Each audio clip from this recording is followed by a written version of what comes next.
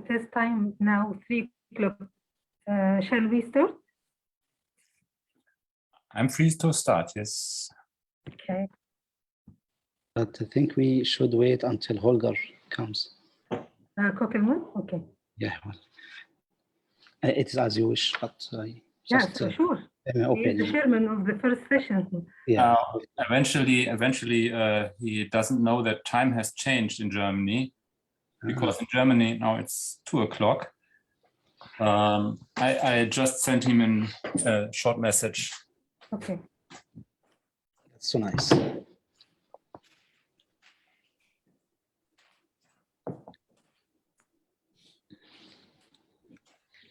It's a very good idea of Stefan. I realized it this morning. Yeah. Thank you for the mail.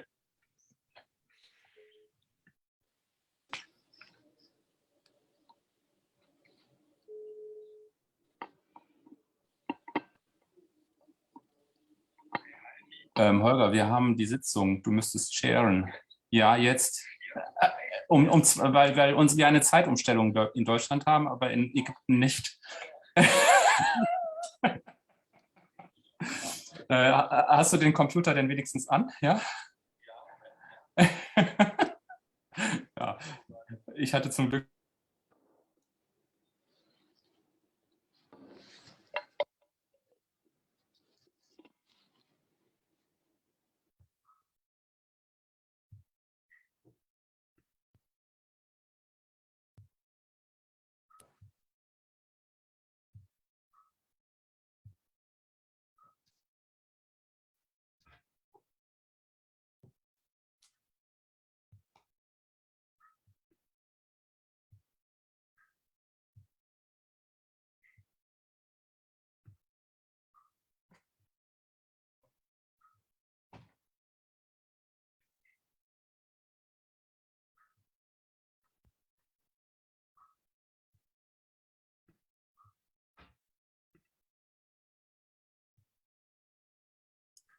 Holger told me to start already. What should we do?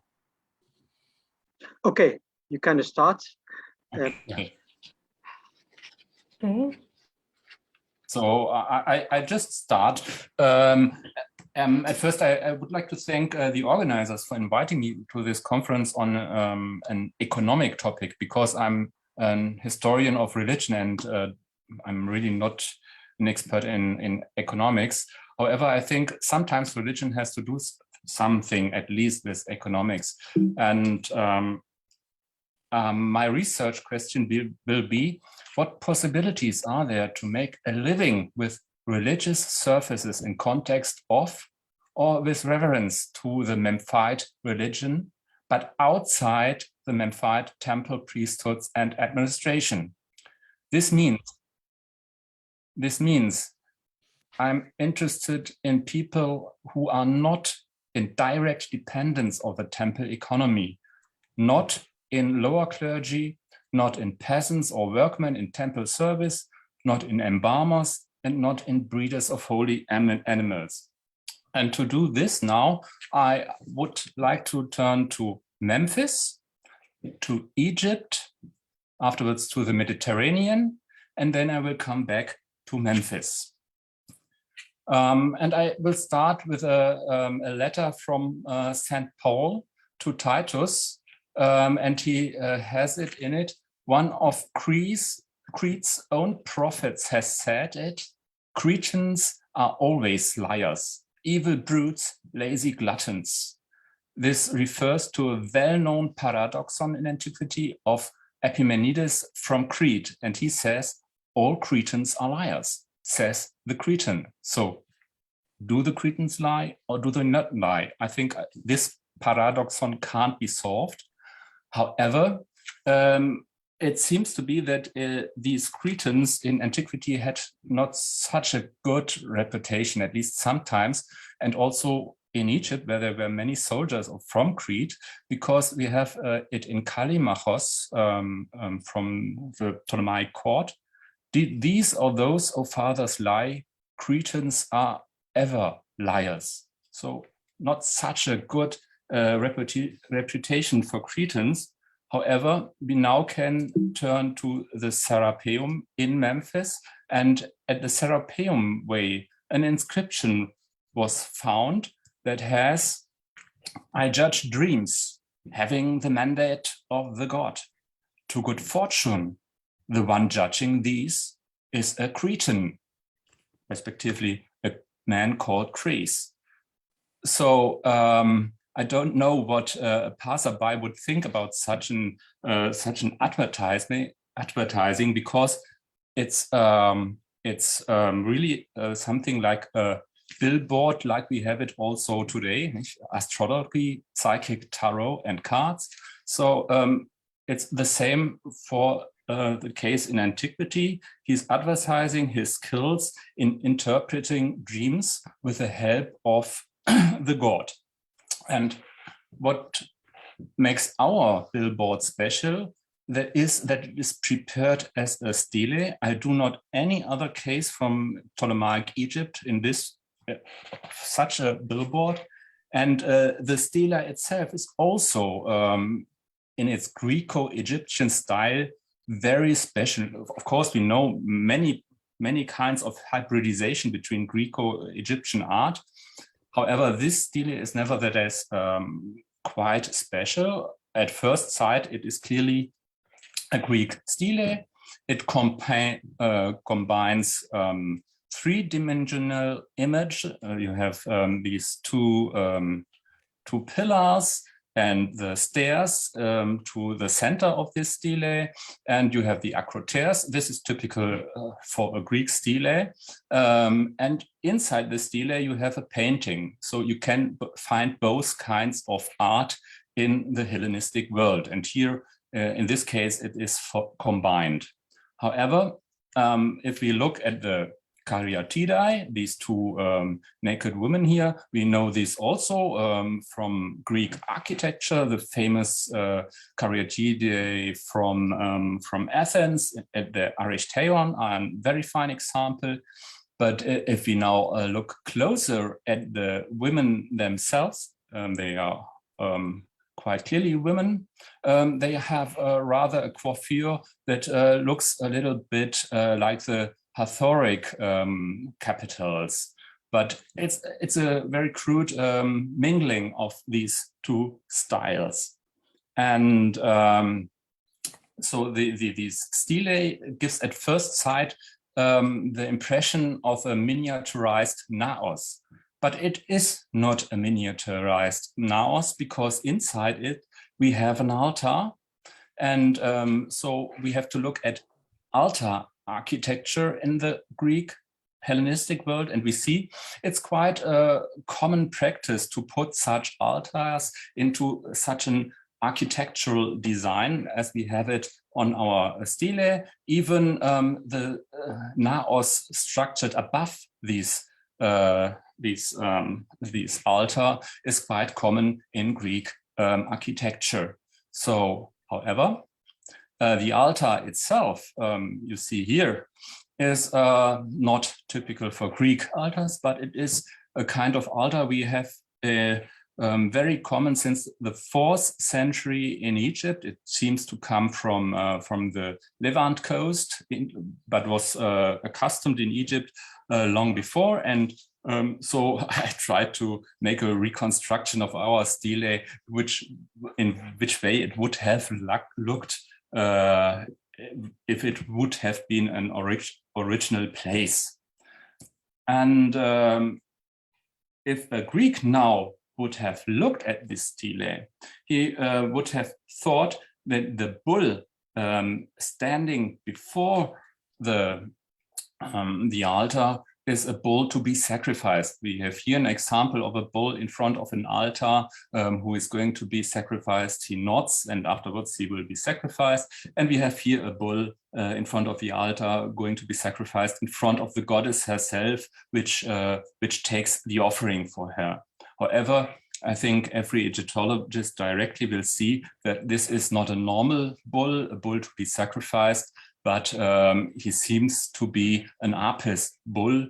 And so I rather think that the bull in front of the altar is compared to the goddess standing in front of her altar. So if we take it all into account, it seems to me quite plausible that the god mentioned here is the Apis bull, who is giving the oracles, and he's an Egyptian god, so he would have pronounced the oracles in Egyptian, and our Greek took the opportunity. She seems to have known Egyptian, and he was something like an interpreter of these oracles for Greeks who wanted to have oracles from the god. And his authorization to do this comes from the god himself. He has the prostagma of the said god. So his job would be to be an anhypnokrites. So this would be one possibility to make a living with the help of Memphite religion outside the temple structure itself eventually. And I come to another example of making a living, and again I have to turn to the Holy Bible and to the Acts, and there we have St. Paul preaching that there's only one God in Ephesus, and this created a mess in Ephesus. I quote, about that time there arose a great disturbance about the way. A silversmith named Demetrius, who made silver shrines of Artemis, brought in a lot of business. Business for the craftsmen there. He called them together along with the workers in related trades and said, "You know, my friend, that we receive a good income from this business. And you see and hear how this fellow Paul has convinced and led astray large numbers of people here in Ephesus, and in particular the whole province of Asia. He says that gods made by human hands are not no gods at all. There's danger not only that our trade will lose its good name, but also that the temple of the great goddess Artemis will be discredited." So I don't know if it was the same in Memphis. However, I would think that the same will happen in Memphis too, because, and this leads me to the second possibility to earn money with the gods. There was a whole city quarter with metal workshops, and we found, and the archaeologists found many votive offerings made of any kind of material at the drummers to the temple and everywhere there in Memphis. And it's edited also by Wendy Shesher in her monography. So these are two examples from Memphis itself. And now I would like to turn to Egypt and look at the religious prestige of Memphis that brought some income. And I will look at Philadelphia, in a newly established city of the Ptolemies, at the edge of the Fayum. You see here the crisscross chessboard pattern, and also a temple of the new goddess Arsinoe was to be built in this city by Apollonius, and it was supervised by Zenon, his helper. And we find a letter to Zenon from a certain Egyptian called Ptolemaic, and he wrote, "Known to you from the Serapeon," and I think it's the Serapeon in Memphis. "I petitioned you then about the temple of Arsinoe, which is to be built in order that I might come here. So if you agree, let me serve under you here in Philadelphia. I'm not alone, but I have a family, so that I may offer prayers both for the king and for your own well-being. I have written to you so that no one else pushes in, but it is I who serves you. Farewell." So eventually this Ptolemaic seems to drag some importance to himself from his existence in the Serapeon, and this gives him the credibility to serve in a new built temple in the Fayum. So eventually. So with the help of Serapis knowledge, he might have the possibility to feast, not only to feed himself, but also to feed his family, as he puts a stress on his family in this Teuxis. And now we're going out of Egypt and look at the religious prestige of Memphis outside Egypt. And here we see these outside Egypt, the Egyptian religion are nowadays called Isiac religion, because Isis played a special role there. And we see this also in these Isis archaeologies, which seem, according to literature, originate from Memphis. And a very special place of veneration of these Egyptian, I would rather call them so-called Egyptian cults. They are Greco-Egyptian cults. Very special place of these cults was Delos, and there we have different Serapis temples. Here you see what is left of these temples, and in one of these temples, the Serapeion 1 or A, this column was found, and this column contains a very interesting, for our purpose, very interesting so-called Serapis archaeology, from which I now would like to quote. It's from a man called Apollonius, and he wrote, "For our grandfather Apollonius, an Egyptian from the priestly class, having brought his god with him from Egypt," his god, which means Serapis, "continued serving his god according to ancestral custom," ancestral, which means Egyptian custom, and it seems lived for 97 years. "My father, Demetrius, followed him in serving the gods, and because of his piety, he was honored by the god with a bronze image, which was set up in the temple of the god. He lived for 61 years. And now Apollonius, and some lines later, Apollonius concretized it. "Of his own accord, the father long ago brought them," which means Serapis and Isis, "hither from Memphis itself." So taking the gods not only from Egypt, but especially from Memphis was a very important thing for the credibility of these Isiac cults. And now we can turn back to Memphis, and I take a very, very famous letter, very often quoted and discussed.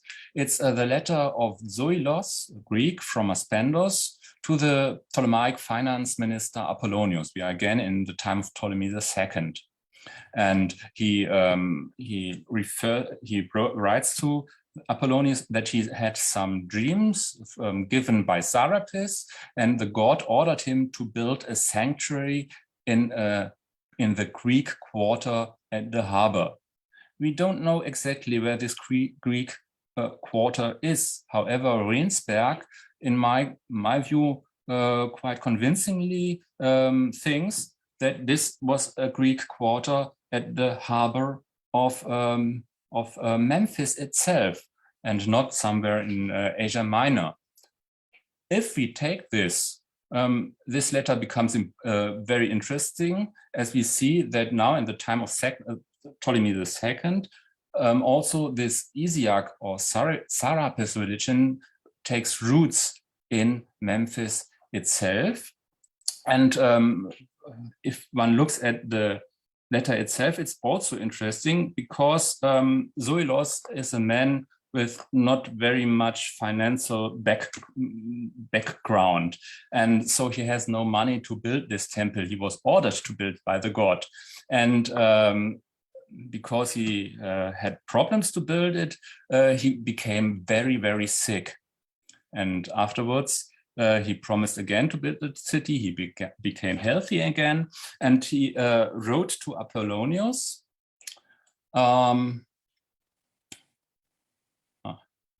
It would be good for you, Apollonius, to heed the gods' commands so that Sarapis will be merciful to you and greatly enhance your status with the king and give you good health.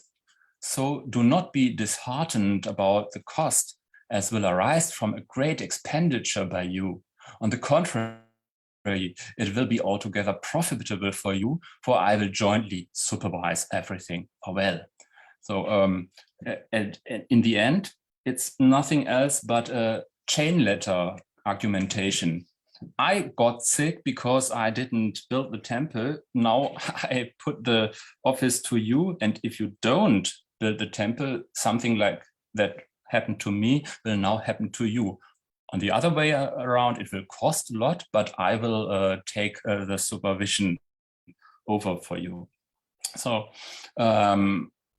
if we now take all these points, it's very causoric for sure, into consideration again under my research question.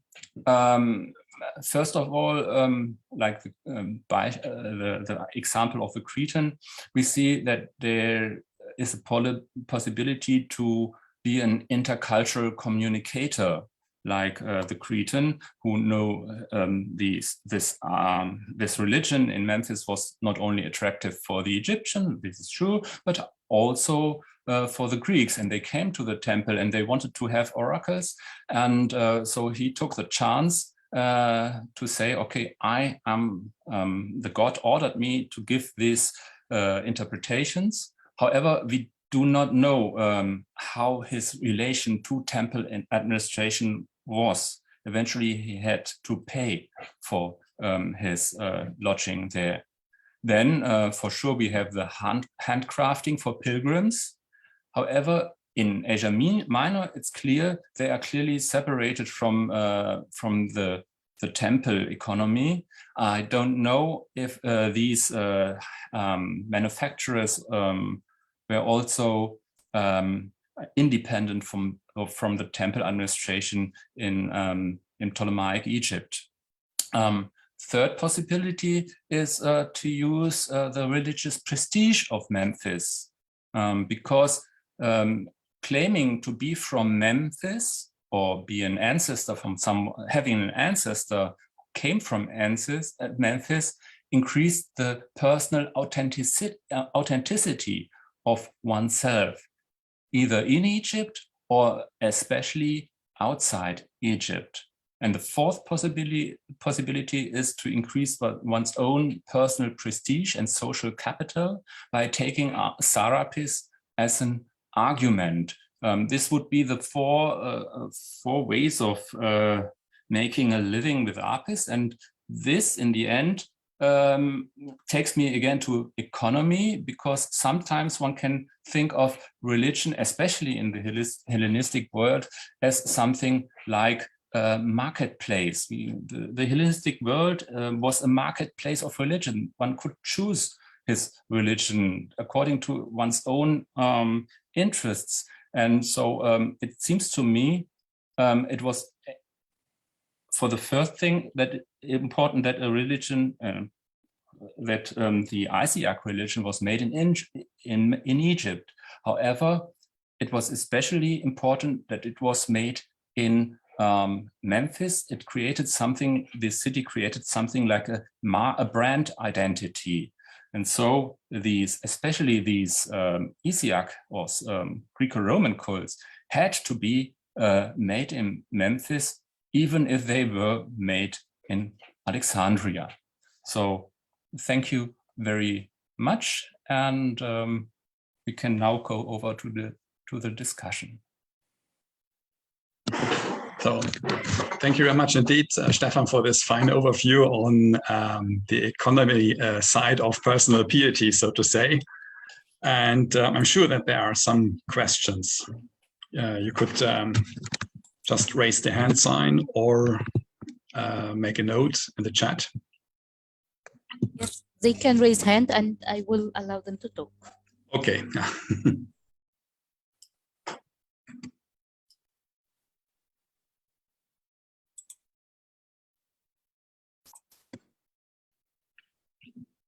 Is there anything somebody would like to Yes. ask? Yeah. We have Peter. Yeah, Peter. Yeah. Yeah, he can talk. Oh, is that me? Hallo Peter. Yeah. Hello. Yeah. Grüß dich. Stefan, how do you have any idea why we would have those caryatide in the stele when we have a dream interpretation dealing with the apis? I really searched for caryatidae and a relation, for example, of Hathor with, because they look very Hathoric to me. But do you have any knowledge about this? I would have said anything if I would have known anything about this. It's a really unique stele, this stele, and it's not only unique because it's the only known billboard we have from Ptolemaic Egypt. As I think there might be papyri or wooden tablets, but I don't know any other of stone. So do you have any idea, Peter? No, unfortunately not. That's why I asked you the question. Thank you. Next, Abdulhamid Masoud. Yeah. Ali. Hi, Sorry, it was. Yes. do you hear me? Yeah. Thank you very much, Stefan, for this very nice presentation. And as you know, Strabo talked about the incubation or incubatio tradition in the Canopus Serabium. And we know the same tradition was practiced through all Egypt and outside Egypt. My question, can we consider the Memphis stela has contact or relation with the same tradition in the area of Memphite Serabium to get an interpretation of their dreams? The main problem is, I think that there should have been in Memphis something like an incubation hall in context of these Apis rituals where oracles were given. But our stele is, to my knowledge, one of the few examples that actually can give proof for this thesis. So there should be something like this, but I think we should ask Dorothy Thompson about this, if there is any other clear proof for incubation rites in Memphis. And she has raised her hands. Yeah, and she's allowed to talk. Thank you. Can you hear me? Yes. Actually, I had another point, but I'll talk about I'll say what I know, which is not much. It's clear that dreams were recorded because we have the dreams of the Ptolemaeus, son of Glaucias, of his brother Apollonius, recorded. So they must have been regularly consulted, these kind of people. And taking them. I think Gilles Remberg really deals very well with the whole question of whether the degree to which there was incubation in Memphis. Yes, but it is really only 1 page and 2 footnotes or something like this. Well, I think that's probably all there is, really, apart from the papyri. But I think it adds up. It adds up to that kind of thing. And we know anyhow that there were oracles going on there because of the baboons. There's oracles there, and there are a lot of demotic material for consulting oracles. But incubation, it's questionable, isn't it? I suppose the point I wanted to make was that to me, it's interesting. Of course, I wanted everything to come from Memphis, but Memphis was in this period the second city.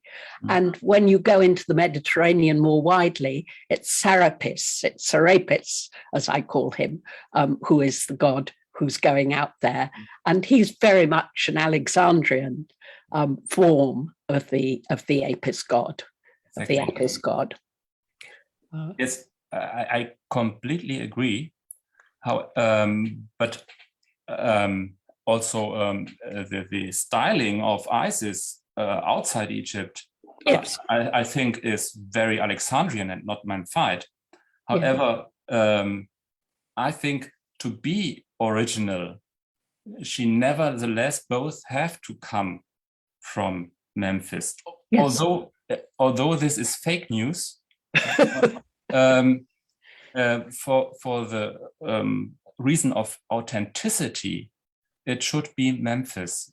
So these Isis aretologies were written down, as it is said in Diodorus, on a stele found in Memphis. Yes, yes, Yeah. yes, yes, absolutely. The Memphis connections, But- surely there. But I think we have to consider Alexandria too. And of course, that's Canopus later, carrying on with the Osiris and Isis there. I completely agree. However, I didn't want to say... No, you were talking about Memphis. And I didn't want to say, okay, they came from Alexandria, but what is the ideology behind it? This was the interest I had in mind. Yes, yes, absolutely. Thank you. Thank you. Thank you very much. I think we should, right, there's another question. Yeah. So thank you very much, Stefan, for this very beautiful insight questions, which I find overwhelming. So I have only a very, very small remark to the first text from the Xenon archive. I'm not sure that it is of value, it has a value for your argumentation, but I don't know. So there is a lacuna in the first line. Yeah. And I would rather think that we have in the lacuna a genomenos parasou ek to Sarapieu, after I came to you from the temple. So yes, rather than known to you, Yes. Nomenos. Yes. Yeah. So, however, this wouldn't change No. the argument itself. No. If the Serapion is the one in Memphis, So. and this we can't prove. But thank you for these genomenos.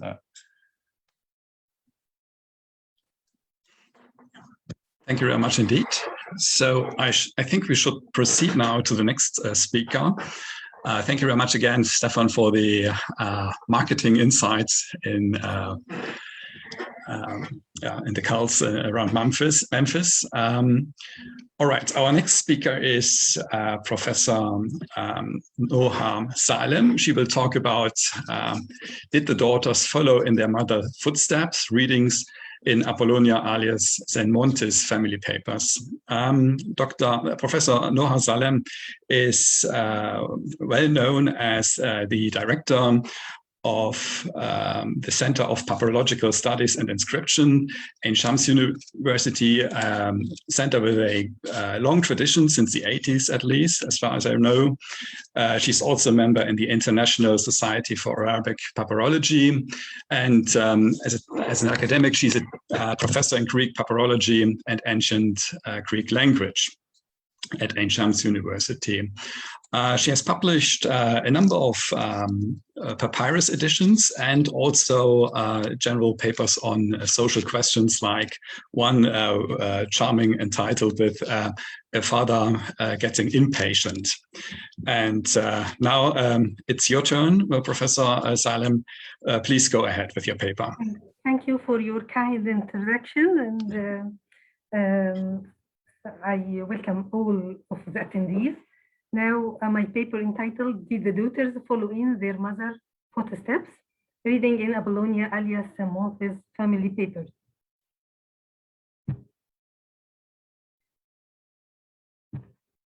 On the World Women's Day of the 8th of March 1998, Polonia alias Simonses was front page news in the Belgian newspaper De Morgen with the title means a businesswoman in the year 150 BC. This leads to some questions. Who is this woman? When and where did she live? And how did she affect in her society, or rather the close people to her? Upon the time of Ptolemaic, in the aftermath of the Great Theban revolt, when all Upper Egypt revolted against Alexandria for almost 20 years, 205-186 BC, the state should have procedures to face these circumstances. In the reign of Ptolemy V, a military camp was established at Bathyris. It was a subdivision of Crocodilopolis.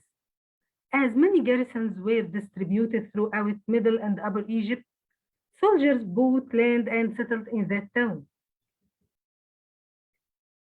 On the one hand, Bathyris is important as it has an abundant stream of papyri, ostraka, and wooden tablets in the early 1st century BC. Bathyris has received several Greek immigrants and soldiers after the Greek revolt in the 2nd century BC. Those soldiers adapted to the new society. Married Egyptians, some of them had adapted far more to the local environment, like the father of Apollonia herself, who used, for instance, a double name, Ptolemaios alias Pamenos, as well as his daughters. While Driton, Apollonia's husband, as well as his son from his first marriage, Islades, seem less bicultural, as they had only Greek names. Even they have learned the Egyptian language, at least to communicate with the local troops under their command in the garrison. Driton was a Greek cavalryman of Cretan descent and a citizen of Ptolemais, the Greek polis in Upper Egypt. He was attached to the military camp of Ptolemais, but served in other Upper Egyptian places where control was necessary. On the other hand, Apollonius' family was a good model for a mixed marriage in a bicultural society at a small town in the Upper Egypt, Bathyris. The archive of Apollonia and her husband Driton is dated to 174 to 94 BC. The family members lived in two different cultures. This archive is containing at least 61 documents, illustrates an image of the political, social, cultural situation at the contemporary time of this family. And the question, how did this coexistence run? At this town, Bathyris, a girl whose family archive reached us carrying the name of her husband Driton arose. This girl, who is known as Apollonia alias Simonsis, carried the ethnic Kyrenia due to her ancestors, who were Kyrenian immigrants. Her father, Ptolemaios alias Pamenos, was an infantryman of the same unit as Driton, who became later her husband, and the document didn't tell us more about her mother than the first syllable of her name, Ta, which seems like a prefix of an Egyptian name. Apollonia alias Simonsis has 3 other sisters, employed also Greek names along with their Egyptian names.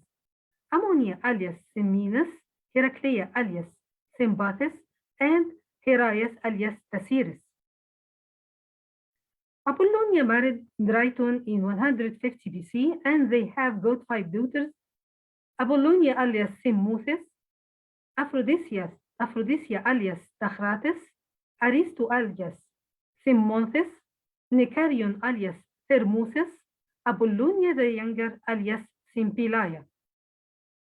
The question is, did the daughters follow in their mother's footsteps? That we will discuss now.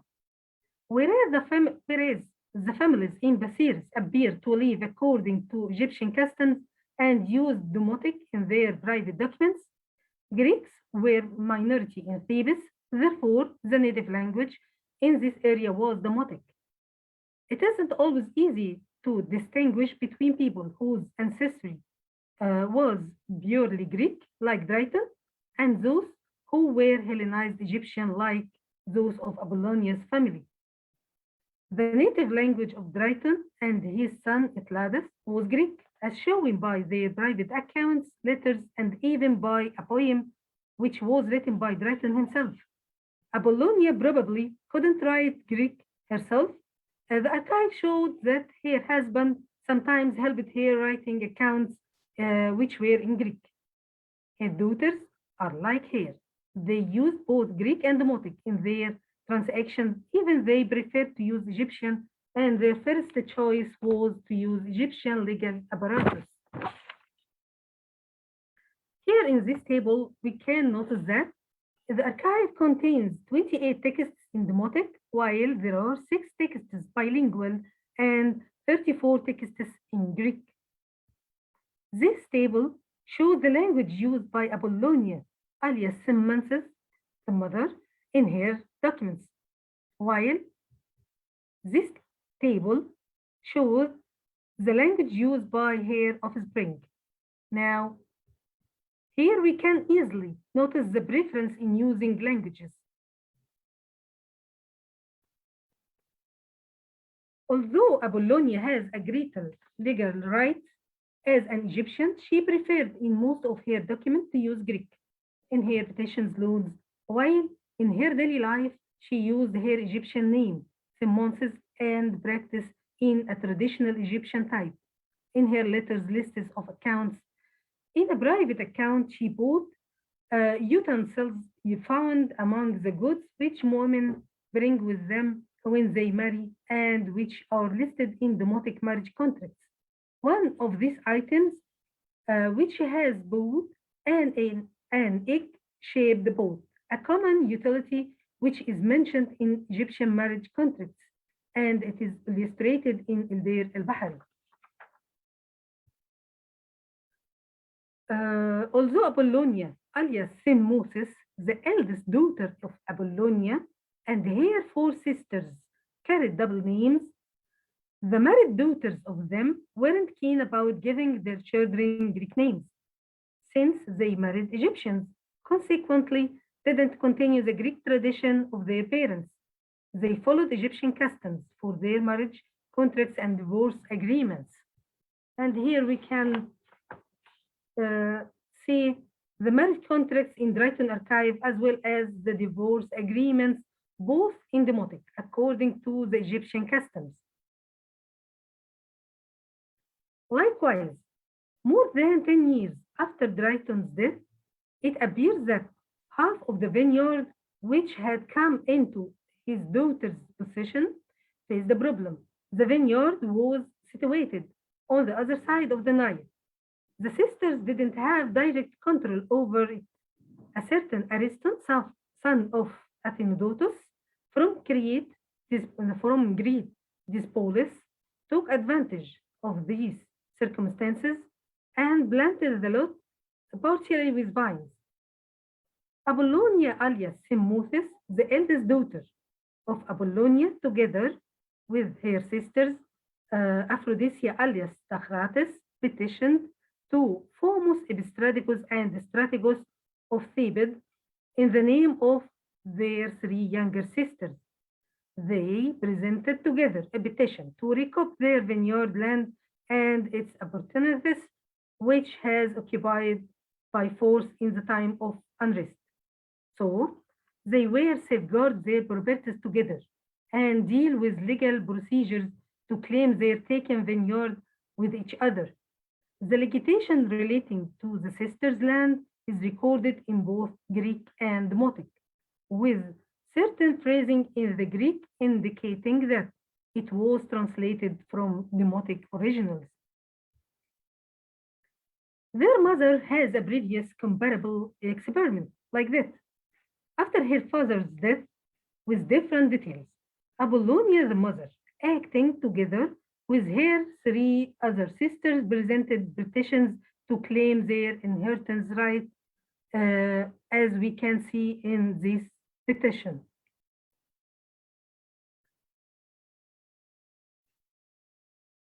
Their father, Ptolemaic, alias Pamenus, didn't leave behind the will, and they didn't have relatives.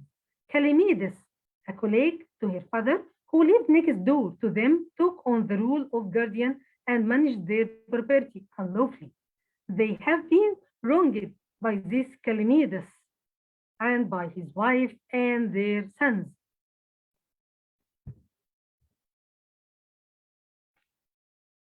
Calamides wanted to take the affair to the court of Laucritai, the Egyptian judges.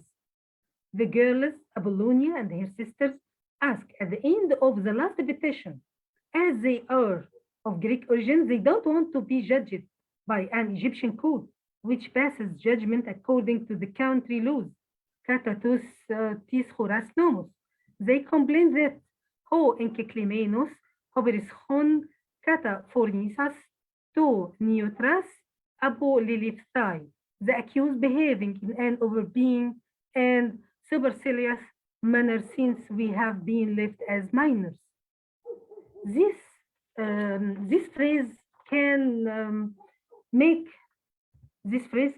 us say that probably this manner of overbearing from the guardian and feeling weakness as they still minors pushed Apollonia to appear stronger in her society and to affirm her Greek origin. On contrary to the case with her close people, she felt free to appear in her normal Egyptian side. Apollonia was influenced by her husband and acting as an active businesswoman, granting several loans for more than 20 years. When she was acting her business, she concluded loan contracts on both the Greek way with her husband as a guardian or with Egyptian way without a guardian. After the death of Dryton, Apollonia perhaps lived with her eldest daughter Apollonia and her husband Caius. The latter took over the business activities of the family and left behind several loan contracts. Apollonia's daughters, even they didn't work in loans like their mother, but they were able to maintain a standard of living like that they enjoyed by their parents. They had their own property, which they inherited from their father. They continued to manage their affairs with each other as a group. Three of them, Thermoses, Semoses, and Syntilia, paid their taxes for Pigeon House together. Overview. Dryton and Apollonia have a prosperous marriage for a Hellenized family. The father, Dryton, was the strongest Greek effective member who kept his culture, language, tradition, survived at least along with his life. Whereas the mother, Apollonia, is eager to appear as a Greek lady with a double name in public society. She used both Greek and Demotic in her papers, while in her private life she semonces between her friends and family members. Her daughters are like her, had double names. They used both Greek and Demotic in their transactions. Even they preferred to use Egyptian. At least two of them married soldiers like their mother. They were less lucky to keep their marriage long lasting. Their mother followed in her husband being a businesswoman. The daughters didn't follow in both their parents in this issue. Nevertheless, they can manage their affairs and their income from their inheritance share. They are like mother, maintaining the family relationship, dealing together as a group. The elders dealing in the name of the youngers, look after their interests. They became less keen about appearing their Greek origin. Then this interest decreased, and the second generation returned to Demotic. Apollonia and her daughters seem to have much in common with their Theban people. And after Dryton's death, the Greek influence gradually disappeared with Apollonia's family. Thank you for your attention. And now I welcome the questions and comments. Yes, and chat is available if anyone would like to send. Yeah, thank you very much. Thank you very much indeed for the Also nice by raising presentation. hand. Yeah. Yeah, so please go ahead with your remarks or questions to the presentation. Yeah. The chat is available. You can send to all of us or direct it for the host.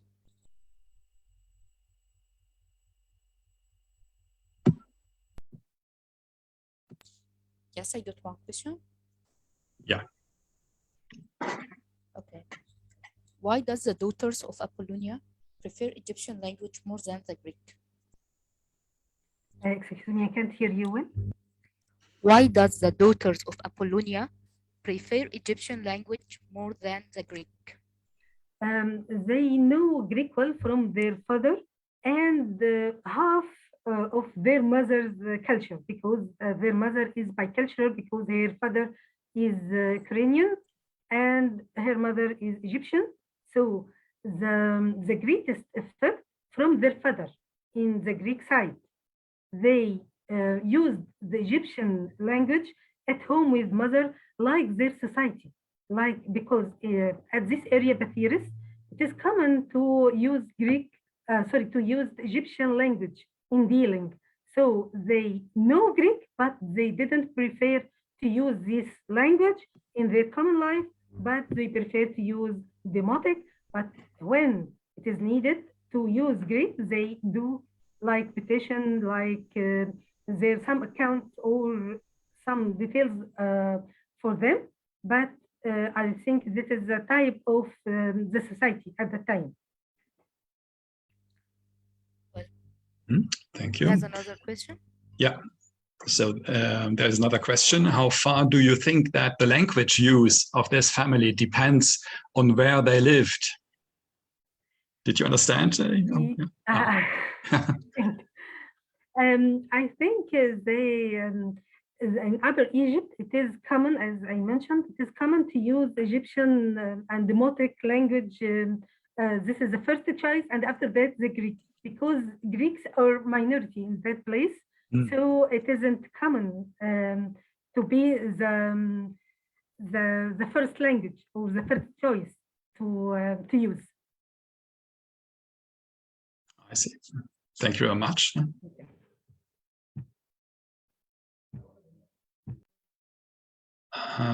Yeah, Dorothy Thompson has also a remark that her memory is that Triton moved, but she doesn't remember when. Excuse me?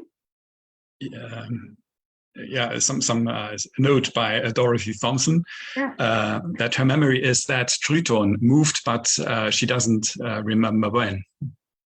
Triton? Triton, yeah. Triton moved. He was working first at Diospolis, and after that he is a Ptolemaic citizen, and after that he moved to Diospolis, and as he was a military in military service, he goes where it is necessary. So he moved to Bathirs, and then he met his second wife, Apollonia, and the story runs as we see. All right. Thank you very much for clarifying that to us. Are there any remarks or questions from the audience? Any other ones? I cannot see any in the chat. Thank you, Dorothy, for this valuable note. Yeah. So we still have some minutes. Somebody wants to know something else. Does the host have any questions, or? I don't have any on the inbox. Oh, okay. You can make just 1 minute. We can check our email. Yeah.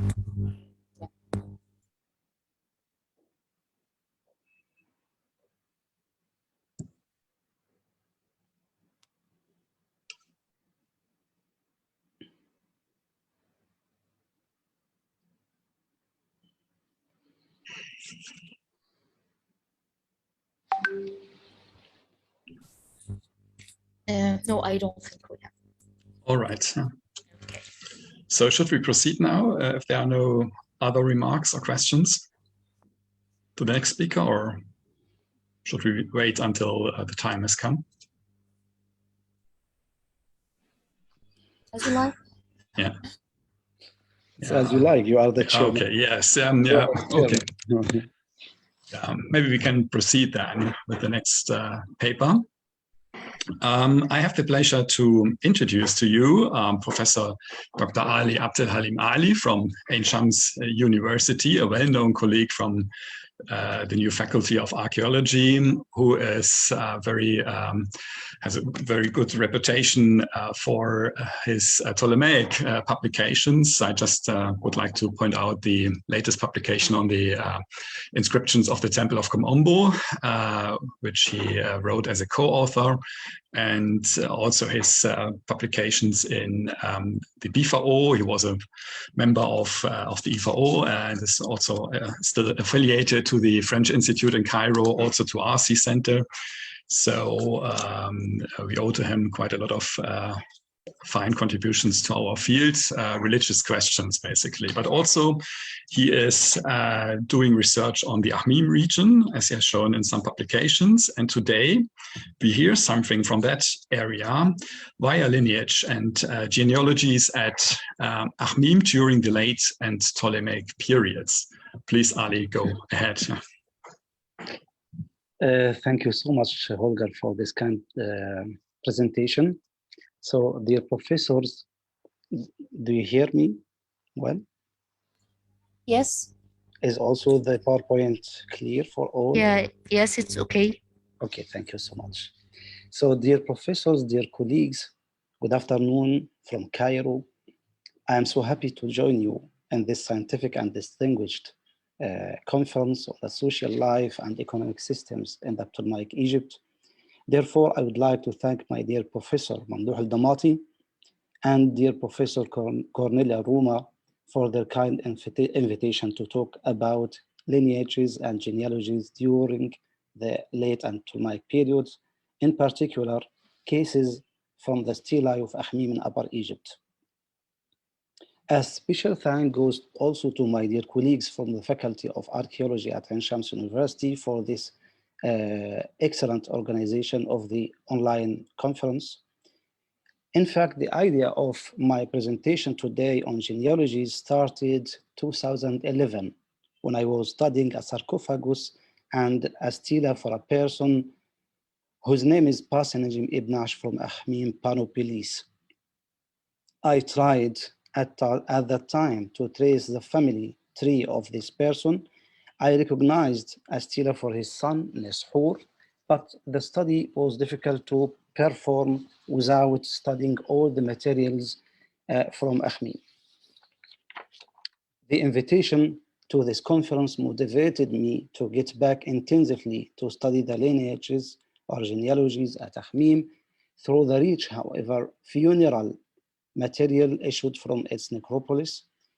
Usually, and as most of my colleagues presented, we get social information from sources of daily life like contracts, letters, taxations, etc. But I try to infer social aspects from funeral context. This is a problem. Now let me first introduce to this presentation with the following questions. First, what is genealogy? Why is genealogy important? Are there terms used to express genealogy in ancient Egypt? And how is the form or structure of producing genealogies or lineages, in particular at Ahmim? So, in order to answer those questions, beside others, of course, I will address three main points in my presentation. Point number one, an introduction about the nature, origins, and importance of lineages in ancient Egypt, while the second point is dealing with the patterns of lineages at Ahmim, with a focus on a rare case from the stela of in the Egyptian Museum, Cairo, The third point of this presentation is about general comments and conclusions on lineages at Akhmim, including the main structure, positions, and reasons of lineages on stelae at Akhmim and other places. Sorry, I have to drink some water. Based on the definition of Wikipedia about genealogy, also in Arabic, علم الأنساب, Wikipedia states that genealogy is a term from Greek genealogia, which meaning is a study of family trees, simply the study of families, family history, and tracing of their lineages. From the Oxford Handbook of Egyptology, I quote this paragraph of Maurice Priere. Genealogies serve important religious, social, and legal functions in ancient Egypt. Despite having few words to describe kin relationships, Egyptians of all social levels sought to commemorate family and ancestors in their tombs and on stelae, as well as on statuary. So the study of genealogy is one of the most important branches of the social history. Moreover, lineages deal with untranslatable words, I mean personal names. So I totally agree with my dear colleague Ahmed Nakshara for yesterday concerning the role of the personal names in transcribing the letters from a language to the other. About the nature of lineages and genealogies, most researchers report negatively, admitting the difficulties they meet when they are interested at studying or tracing lineages of a certain family. In her article on family associations, Marissa Stevens states, understanding family in ancient Egypt is incredibly difficult. Social conceptualization and expectations of the family system is poorly understood in pharaonic times. Helmut Brunner mentions that Abstammung or lineage is different in ancient Egypt from nowadays because it sometimes refers to either physical or spiritual relationship. In turn, one might confirm these difficulties too, as unlike the royal names, the personal names on monuments are very complicated to trace because it is very similar. There are similarity to each other. In most cases at Akhmim, it is not easy to recognize who is meant by Nesmin or Neshur or even Jethur or also Inarus because they are popular personal names. Exactly like the name Muhammad and Ahmad for nowadays in Egypt. So for the ancient Egyptians, there is no direct term for genealogy or lineage, but the meaning of generation is expressed through some words like wa, sa, wa, as we can see in this slide, which means one after the other or generation after the generation. And we have also ghet, literary body, which could be associated with the Arabic word badana, which refers to a tribe. And we have also a third Egyptian term, which is jamu and jamu, which means generation to generation. Neither of these expressions is found in the text of lineages or as a title of any series of generations. However, and since the 22nd dynasty, there is a frequent phrase, sa, mi, nen, a son with the same titles, which is mostly associated with genealogy.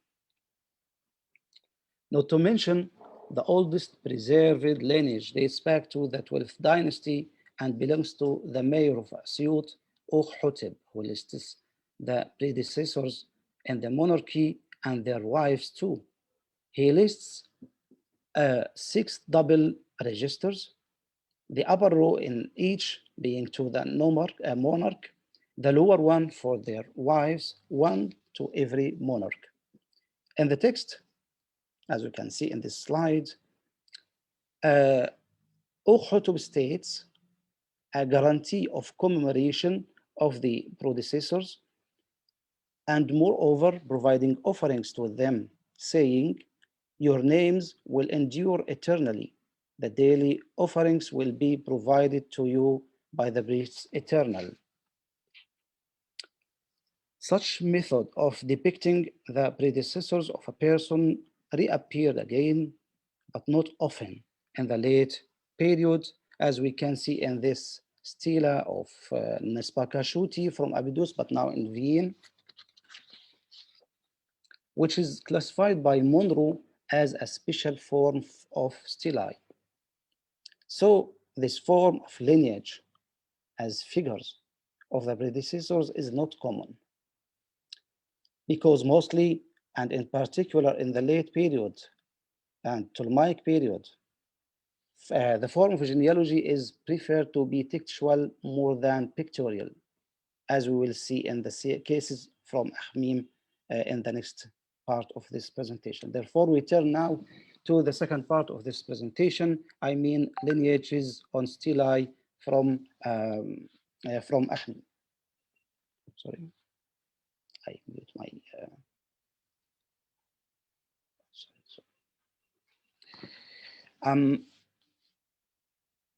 As we know, Ahmim is the capital of the 9th nome in Upper Egypt, which great temples and town are unfortunately destroyed. However, its cemetery at Hawawish produced rich funeral material such as stelae, sarcophagi, coffins, papyri, etc. All are dated to the late and Ptolemaic periods. So in 1885, Maspero had uncovered more than 130 funeral stelae dating to the late and Ptolemaic periods. I examined several examples of lineages, mainly from these stelae in the Egyptian Museum at Tahrir, based of course on the publication of Ahmed Bey Kamal in his Catalogue General. And according to their textual context, these stelae from Ahmim could be divided into 6 main patterns of lineages. The first pattern is the most common one, and the owner of the stela mentions his name, the name of his father, and the name of his mother. Several examples are found for this pattern.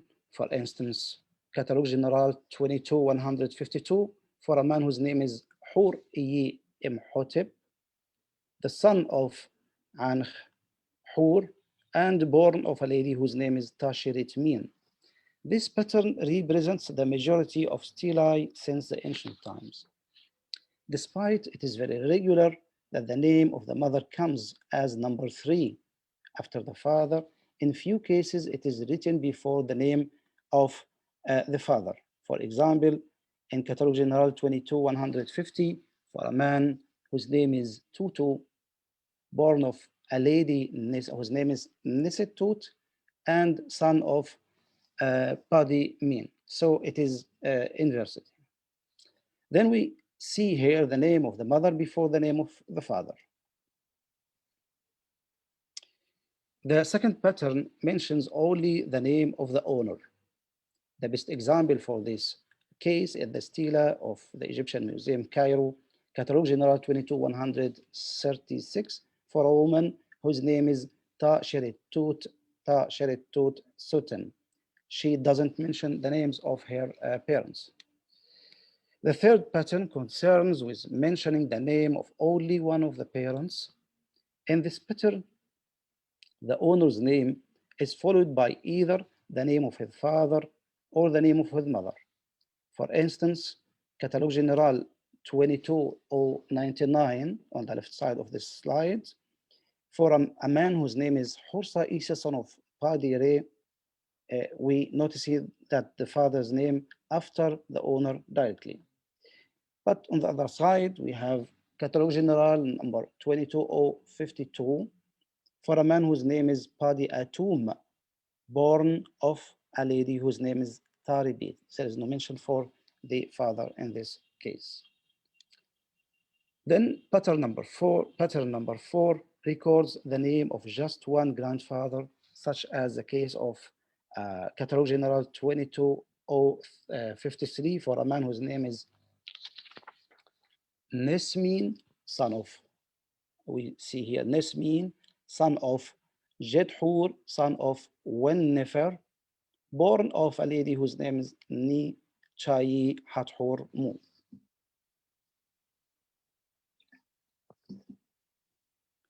So in pattern number 5, it includes the names of several paternal grandfathers between 3 and 8 generations of these grandfathers.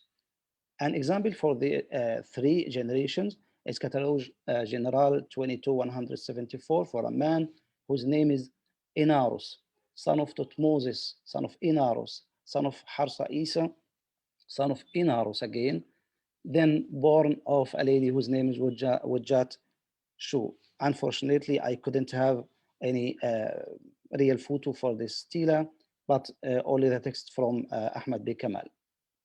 An example for the 6 generations of the paternal grandfathers is Catalog General 22074 for a man whose name is Padi Khonsu, as you can see in this frame. Padi Khonsu, son of Hursu, son of Tutu, son of Huri, son of Jedhur, son of Hursu again, son of Inarus, born of a lady whose name is Neferet Net Sherit Ankh. Sorry. I'm sorry for. So pattern number 6 represents a rare case where the owner of the stela unusually mentions 2 directions of lineages. I mean paternal and maternal lineages.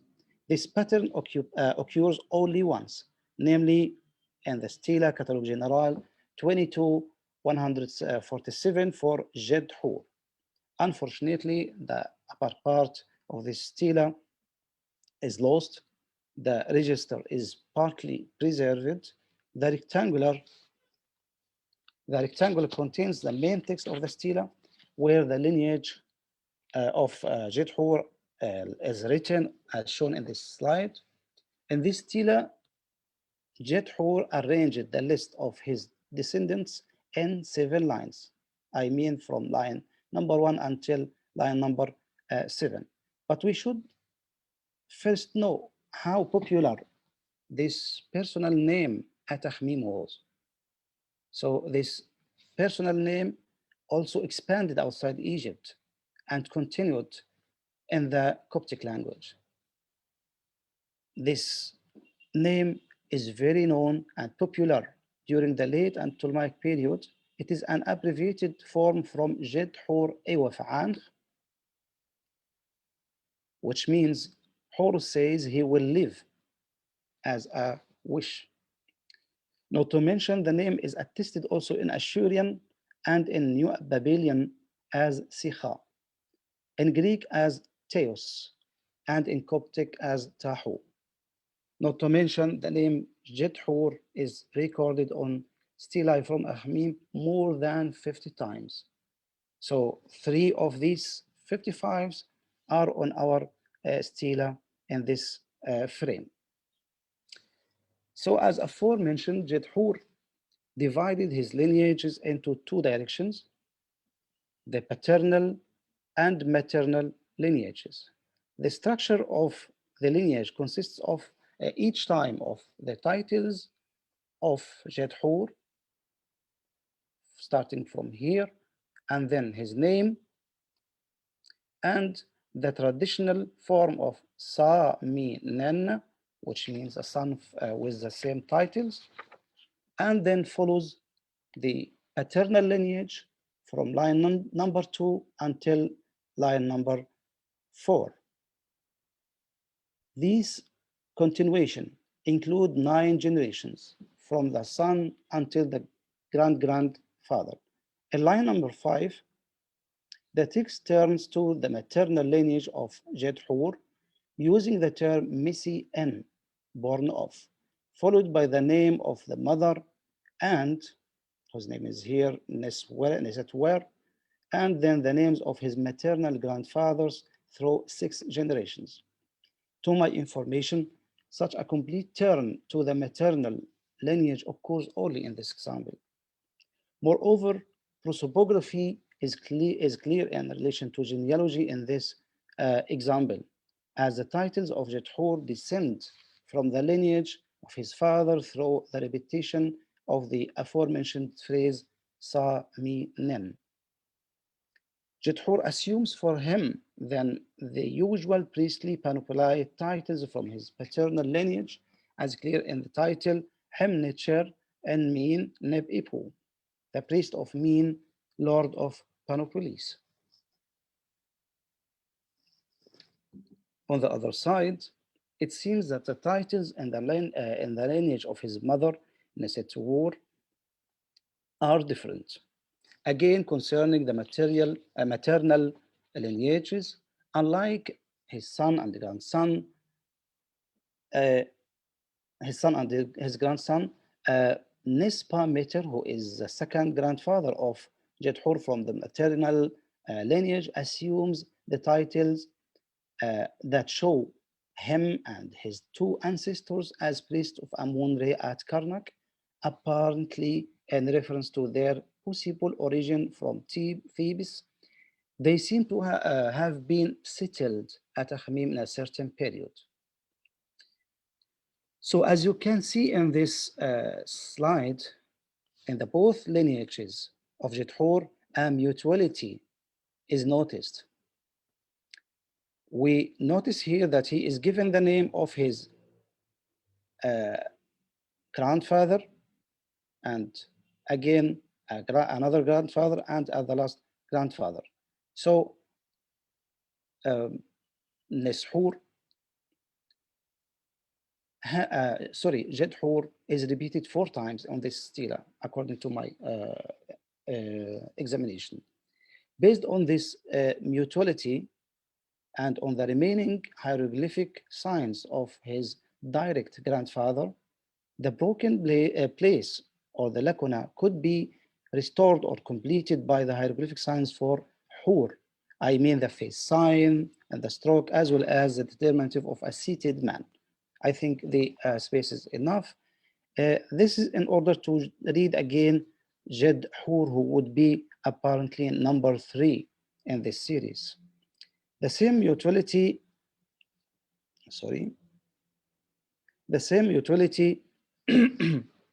is followed also for his father, Nesmin. The name of his father is Nesmin too. And he took the same name of his grandfather, Nesmin 1. Then, as we see, it resulted a mutuality in 4 generations. Jedhur the second begot Nesmin the first, while Nesmin the first begot Jedhur the third.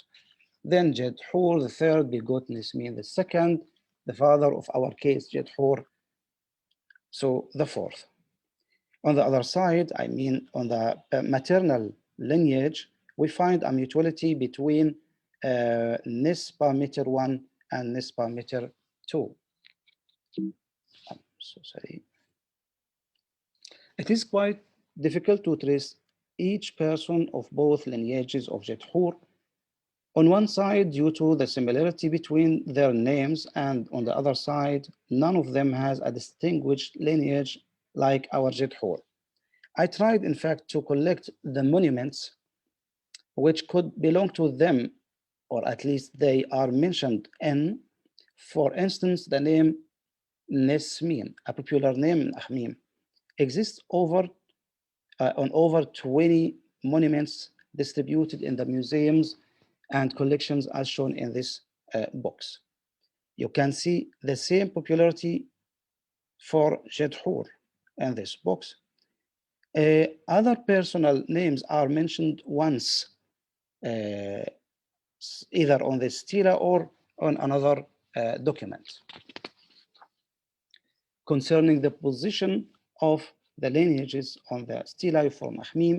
Mainly the lineages are inscribed in the main text of the rectangular, not in the register of the stela.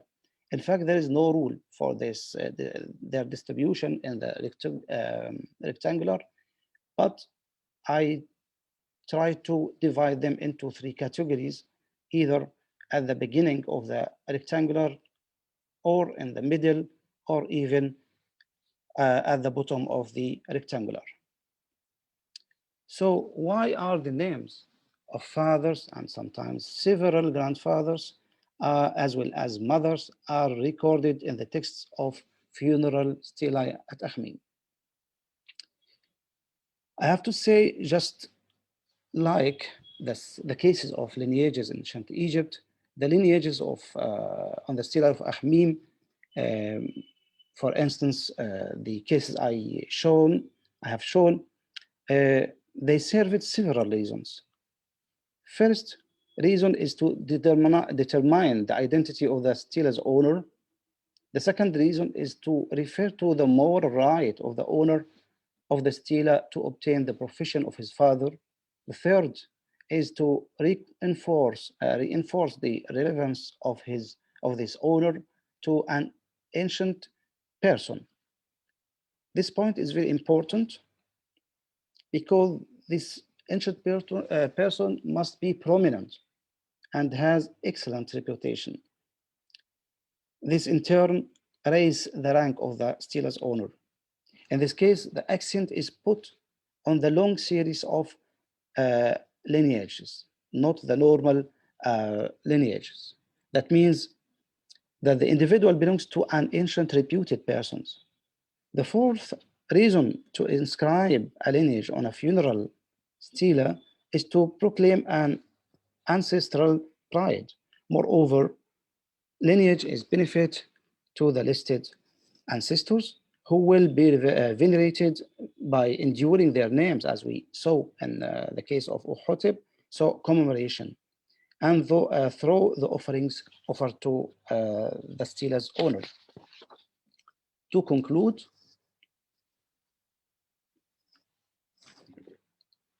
the study of lineages or genealogies is one of the most important branches of the social history. Despite the difficulties of the researchers meet at studying genealogy in ancient Egypt, it needs more attention. Unlike the royal names, the personal names on monuments are very complicated to trace due to their similarity to each other. Through ages, a shift is noticed in the form from pictorial into textual lineages. The stelae of Akhmim contain distinguished patterns of lineages. The stela of Jedhur, Catalogue General 22-147, represents a rare case that mentions both paternal and maternal lineages. A mutuality in names is noticed on this stela and others. And at the end of my presentation, a last but not least question comes to my mind: whether listing the lineage on such funeral stelae have something to do with judgment, as the cases of study are still under study. Yet no answer could be given for this question except for saying thank you so much for your kind attention. Very much, Professor Ali, for the fine overview on the funeral material and their prosopographical data that they contain, and for classifying that material for us. It's absolutely important to do such work, and not only to reconstruct social interconnections and the families of Akhmim, but also, I would say, in terms of dating funerary material like papyri. Maybe one can link some manuscripts in the future to the family trees that you reconstruct and others did in the past. So that's also very important for clarifying the history of Akhmim region. All right. Are there any questions from the audience or notes? No, we just announced that they can chat or raise hand. Yeah. So please go ahead. Yeah, or send by email. Yeah, as always. Yeah. There is one, yeah. Yeah, yeah, we have Peter. Yeah. Yeah, you can talk. Peter Diels. Yes, thank you for this very interesting talk. I have a tiny detail question. You said that the name Jethor is an abbreviation of Jethor UF Ang. Do you have positive evidence for that? Because there is also another interpretation that the name means the face is talking, and that this would be a name in relation to oracles. Mhm. And Okay. since the name is very, very common, then in Akhmim, the question would in that case be, do we have information about oracles? Yes, so that's my question. It's very, very important question and nice comment from you, dear Peter. In fact, I checked the cases of Akhmim, and I didn't find the full form of this personal name. Just I looked in Ranke Persone Namen, and he mentioned that it is. I'm still under studying the stelae, and I will go broader. I mean, I have to go, for instance, to Thebes. I have to go to Hermopolis, where we can find the same abbreviation, Theos, from Jethur, but abbreviated from Jethonso of Anch or Jehuti of Anch. So the translation concerning the face says or speaks is very possible, but I'm still now I'm not sure. So thank you so much. Thank you. If I replied. Yes, of course. Yeah. Thank you. Thank you too. Thank you very much, Peter. There's another question. Do you have an idea why, when usually the lineage is paternal, sometimes only the name of the mother is given? As for my information, I have only one case at Akhmim, and it is for a woman. And I mean, I just collect the data. I put preliminary results, and I hope in the future I can proceed with the classification. The patterns which I have shown are possibility, just a possibility.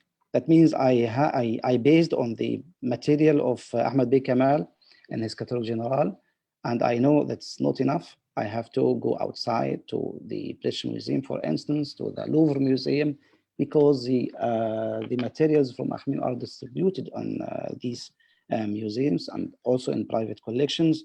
And I will check.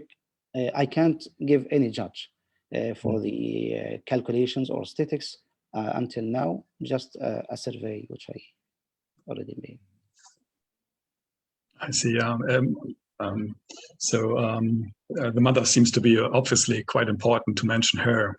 You have that in many Book of the Dead manuscripts as well, not only from Akhmim, but also from Thebes or the Memphite area. So that's common. Right. This is the key to differentiate between the person and the other. The mother is very important key. So, but sometimes I adopt, I'm not sure, just a theory that some persons married twice. So, for instance, 22,151 for Pasenajim Ibn Ash is typical for 22,152 for Hur Ma'an Mhetep. And I think they are brothers, but of one father, not from the mother, because the mother of Pasenajim Ibn Ash is Tagilibus, Gerheb, and the mother of Hur is another woman. So it is يعني it's not easy to, but it's an important key to use to differentiate between a person and the other. So thank you for this addition. Yeah. So there's another one in the line. Is it possible that we know the social class of the owner of the stela through genealogy? Yeah, of course. It's possible, but difficult to judge which class, because about the lower class, we have no idea.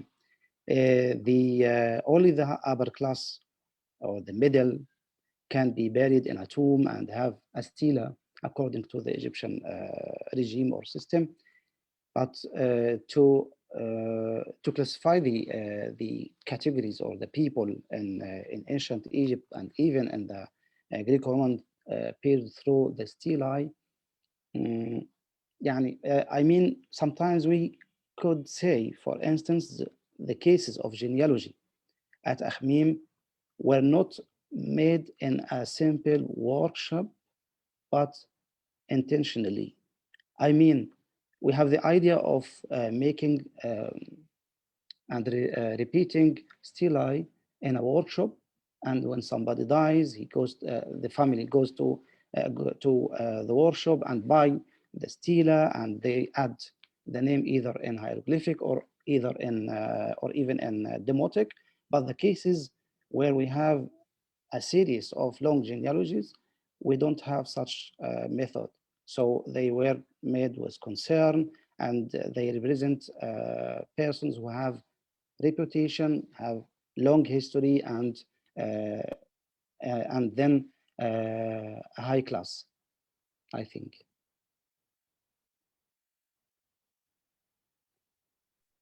Yeah, thank you very much. So we have another one. Did you compare the lineages of another place like Edfu, especially for the name of Jet Hair? Yeah, not yet. Not yet, yeah. As I aforementioned concerning the comment of Professor Peter Dell, I'm still inside Akhmim, and in the future I will go out to compare with other places and also in other collections or museums all over the world. And it's just the beginning.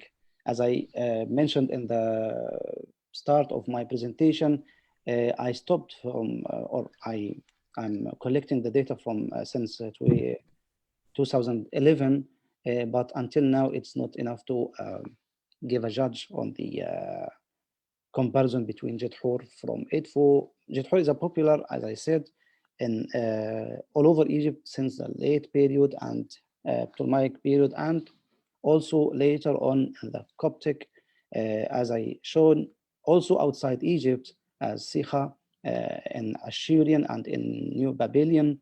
It is a popular name, but I think I have to give more stress on the occurrence of this name outside Akhmim. So thank you for the question. All right. So then we I have... think the next question can be translated. Yes, it's an Arabic one. All I can read is Shukran Dr. Ali, and then I get lost. Sorry. Okay, so I need to help. let me do this. Yeah. Okay. Yeah, he asked if it's possible to know the exact level of social life from the tablet. Yeah. Can I know the owner of the tablet from this? Yeah, through the genealogy. Genealogy, yeah. I think it is the same question which previously said about the classes of society at Akhmim through the stelae and especially through lineages and genealogies. As I said, it is not easy, but it is possible. And as I said, the quality of inscription, the long lineage, that could help us to know the class, if it is high or middle or even lower. For my information, for the lower class, there are no stelae. All right, thank you very much. I think we are a little bit over time already now, so we should stop here, and you could leave your emails for any other questions or comments, or contact Dr. Ali and the other speakers of this afternoon's first session by email. Then I would like to thank you all for your nice contributions and for the comments and questions that you addressed to the speakers. So we have now a coffee break, if I see it correctly, until 5 o'clock Cairo time, 4 o'clock Central European time. So we will be back then. Thank you very much indeed, and see you later. Thank Goodbye. you so much. See you. See you. Bye-bye. Bye-bye. See you.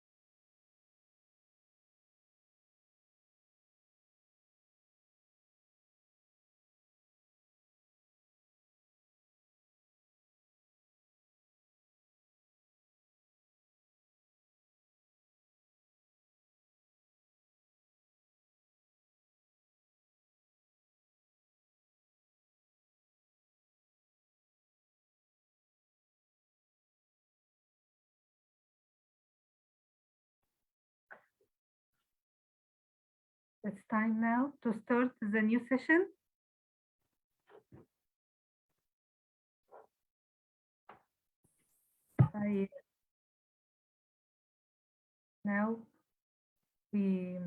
Dr. Sarah, the share is available if you want to start sharing your file.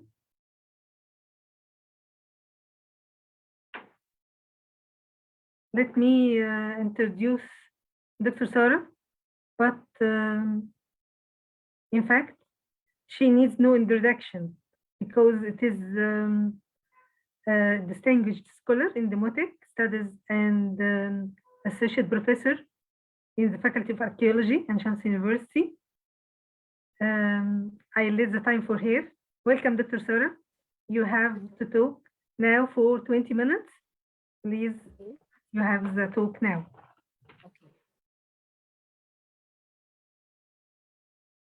First of all, I would like to thank Professor Dr. Mamdouh Damati, Professor Dr. Romer. I would like also to thank Professor Dr. Noha Salim for this opportunity. In this conference, I would like to represent some unpublished demotic strata from the Ptolemaic period, which they are kept in the Egyptian Museum in Cairo. Daily life texts in demotic inscriptions such as taxes, accounts, reminders, temple oaths, and so on, spotlight on social life and economical systems in Egypt on the Ptolemaic period.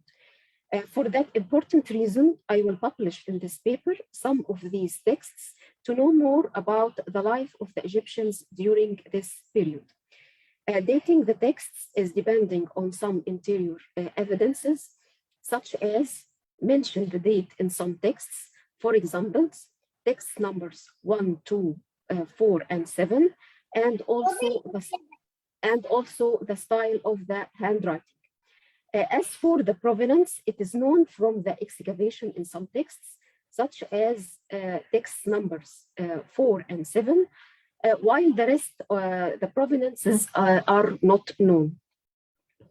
Some texts were written on both the recto and the verso, such as text numbers 3 and number 6.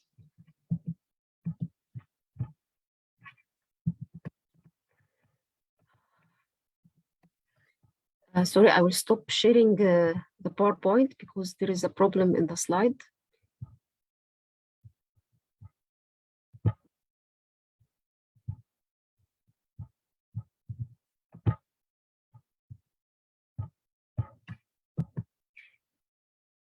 First kind of texts that will be studied here are tax receipts, deal with salt tax, which was a well-known tax, especially during the early Ptolemaic period. Before this, we have to know the taxation system in Egypt from the Pharaonic period until the Ptolemaic period. Term of taxation means that the state imposed taxes on individuals and institutions to obtain its obligations to its citizens. They were imposed in Egypt from the Pharaonic period and continued to the Ptolemaic period. Evidence for taxation is derived from administrative texts, literary texts, letters, and seen from tombs that span the whole of the Pharaonic history and continued to the Ptolemaic period. In the Pharaonic period, the texts which concern taxes show that the state depended on the revenues of the domains of the palace and temples rather than the revenue of taxes. Because of the non-monetary economy that operated for almost the whole of the Pharaonic period, taxes were paid in kind. In the Ptolemaic period, the system of taxation depended on using the resources of Egypt as taxes were increased and the state monopolies were developed. It is obvious that taxes in the Ptolemaic period were numerous and variant and were paid in money and in kind. Most of tax collectors were Egyptians. Their work was compulsory by the state, so the one who tried to refuse this work would be punished. The tax collector issued 2 receipts, one to be given to the taxpayer as a proof of paying the tax, and the other was taken by the tax collector to deliver it to the bank in case the tax was paid in money, or to the granary in case that the tax was paid in kind. In some tax receipts which were written in Demotic, there was a docket in Greek in order the Greek officials understand the context of the receipts. Now, I will start to talk about an example of one of a famous tax during the Ptolemaic period, and it is the salt tax, which was a capitation tax imposed on all adult men, women, and slaves. The rate of salt tax differs from men to women. As for men before year 32 of the reign of Ptolemy II, paid 2/3 1/12 kita. Kita equals 2 drachmas, while women paid half kita, or both of them paid half quarter kita. From year 32 of Ptolemy II, men paid half kita and women paid quarter kita. From first year of Ptolemy III, men paid 1/3 kita and women paid 1/8 kita. This tax could also be paid in installments. Slaves paid 1/2 rate of the free men. The salt tax in the present study were paid by a woman in text number 1, as we see, who paid quarter silver kita, and by a man in text number 2, who paid 1/22 silver kita, which both of the rates represent installments of the tax. We will back to the text number 1. As we can see, the text is complete. It is in a good state of preservation. The handwriting is small, neat, and regular. This text is early Ptolemaic, Ptolemy II, 2nd of January 258 BC. The text starts, as usual, with verb in, as we can see here, in. In means was paid. Then the name of the taxpayer, which was a woman called probably Ta Heb. She is a wife of. Ta remitted means wife of. Probably Paret, who was paid quarter silver kita as an installment for the salt tax. We can see here, starts from line 2, Het Hema, for the salt tax. In year 27, in Hatseb 27, in year 27, for the previous year 26, for the reign of Ptolemy II. Text number 2 is incomplete. The text is incomplete as the ostracon is broken at partly at the left side. As we can see here, the ink is very faint at the right side, which is affected the text. The handwriting is rounded and compact. This text is early Ptolemaic, from the reign of Ptolemy II, 3rd of January 256 BC. The first name, as we can see here, verb in means was paid. Then the name of the taxpayer, the name of the taxpayer, his first name is missing. He is son of Hur Ma'khru. This name probably read as Hur Ma'khru, who was paid 1/22 silver kita for the salt tax, as we can see at the end of line 1. Het Hema, for the salt tax in year 29. In year 29, for the previous year here, 28, he paid the tax in year 29 for the previous year 28, as it is written at the first of the second line. Of course, this is, belongs to the reign of Ptolemy II. Second type of the texts is an account. We have to know first what is the meaning of account. Accounts represent some values which should be accounting in money, liquids, goods, and so on. The accounts always mention some persons who should probably be received, delivered, or paid by them. This account represents a money account which was written on the recto and the verso. This is the recto, this is the verso. The account of the was written in two columns, as we can see. This is the first column of the text. Then the second column starts from here. Deals with money and mention proper names of some men and women. Most of payments were half silver kita, while the account on the verso mentioned proper names of some men, concerns different kind of goods and their value in money.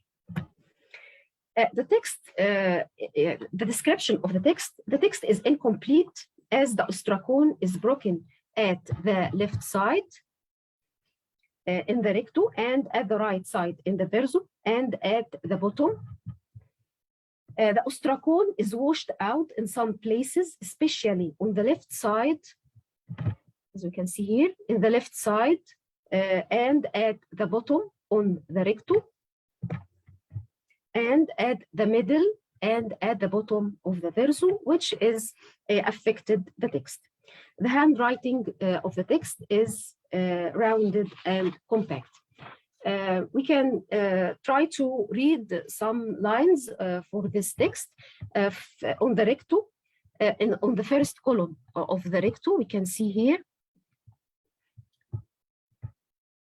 Pati uzir,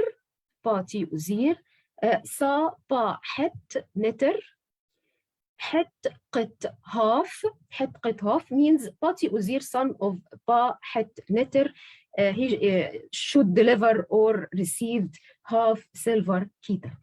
In the second line, Hur sa isit, Sa, probably his father name is Nesqi Shuti. Then Sha'ar means price. It's probably reading as Sha'ar, I'm not sure. Then Het Qit 4 means he should deliver or receive 4 silver kita. In the second column, which starts from here, the second column contains names of some women and men.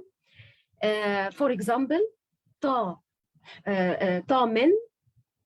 In this second line, ta hur, ta means daughter of, pa when, het qit 1.5, and so on. The text on verso begins with a name of a man. His name is Nespari, Sa pa ghanem, then Sewen means price, Het qit 2 means 2 silver kita, Seb means the rest of the value, Het qit 4.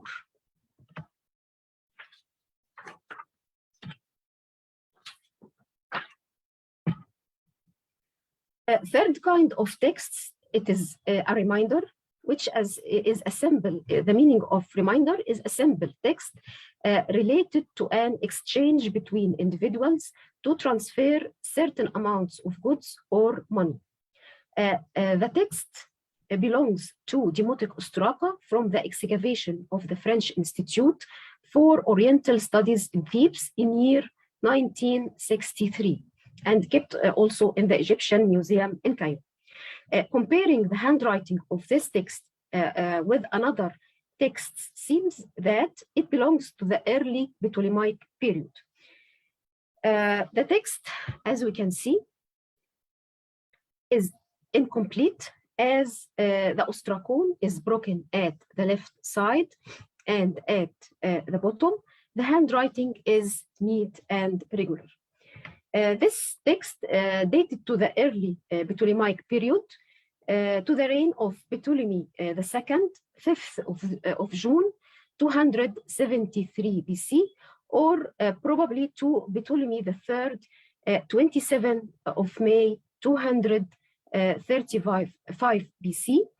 As we can see in the first line of the text, it begins with the date, Hat-Seb 12, Hat-Seb 12, Epet 4, Peret Su 9. It seems that Pasher Pari, here is his name, Pasher Pari, son of probably his father name is Paha'is, should deliver amounts of wheat which are 16 artabbas, 16 half quarter artabbas of wheat, and 5/6 artabbas of wheat to another person or to a place which is not clear because the text is incomplete.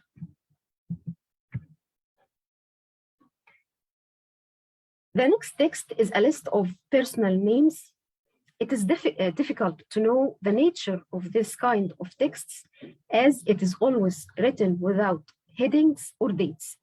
But proper names which are written may be related to officials of temples or workmen. The text here is complete. The handwriting is small, neat, and regular. This text has proper names of some men. We'll try to read some names of them.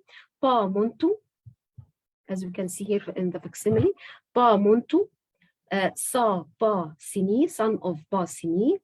The second line, probably read as Werish Nefer, Sa Ii Imhotep, Wen Nefer, Sa Pa Ghanim, and so on. Next text is a list of a woman or a wife properties. Before talking about the text, we should know that the marriage contracts reached us from the late period. According to these contracts, it is known that there were 3 types of marriage which the bridegroom and the bride had to share. The properties which were brought in the house to the bride are written in a list called the list of properties of a woman, or as we can see here, Bawen, Inna, Nikitu, and Sahamet. Usually the bridegroom had to register these properties and their value in the marriage contract, because in case of divorce, he had to bring them back or give the bride their value. While in some other cases, the list of the properties of the bride was listed separately on Ostrog. Many of these texts were complete, usually beginning with a heading titled with Na-Nikitu and Sahamet, the properties of the woman, and including the private properties which were used by the wife during her marriage, such as mirrors, wigs, vessels, ornaments, in addition to what was called Inshem, which was the most expensive and important property in her properties.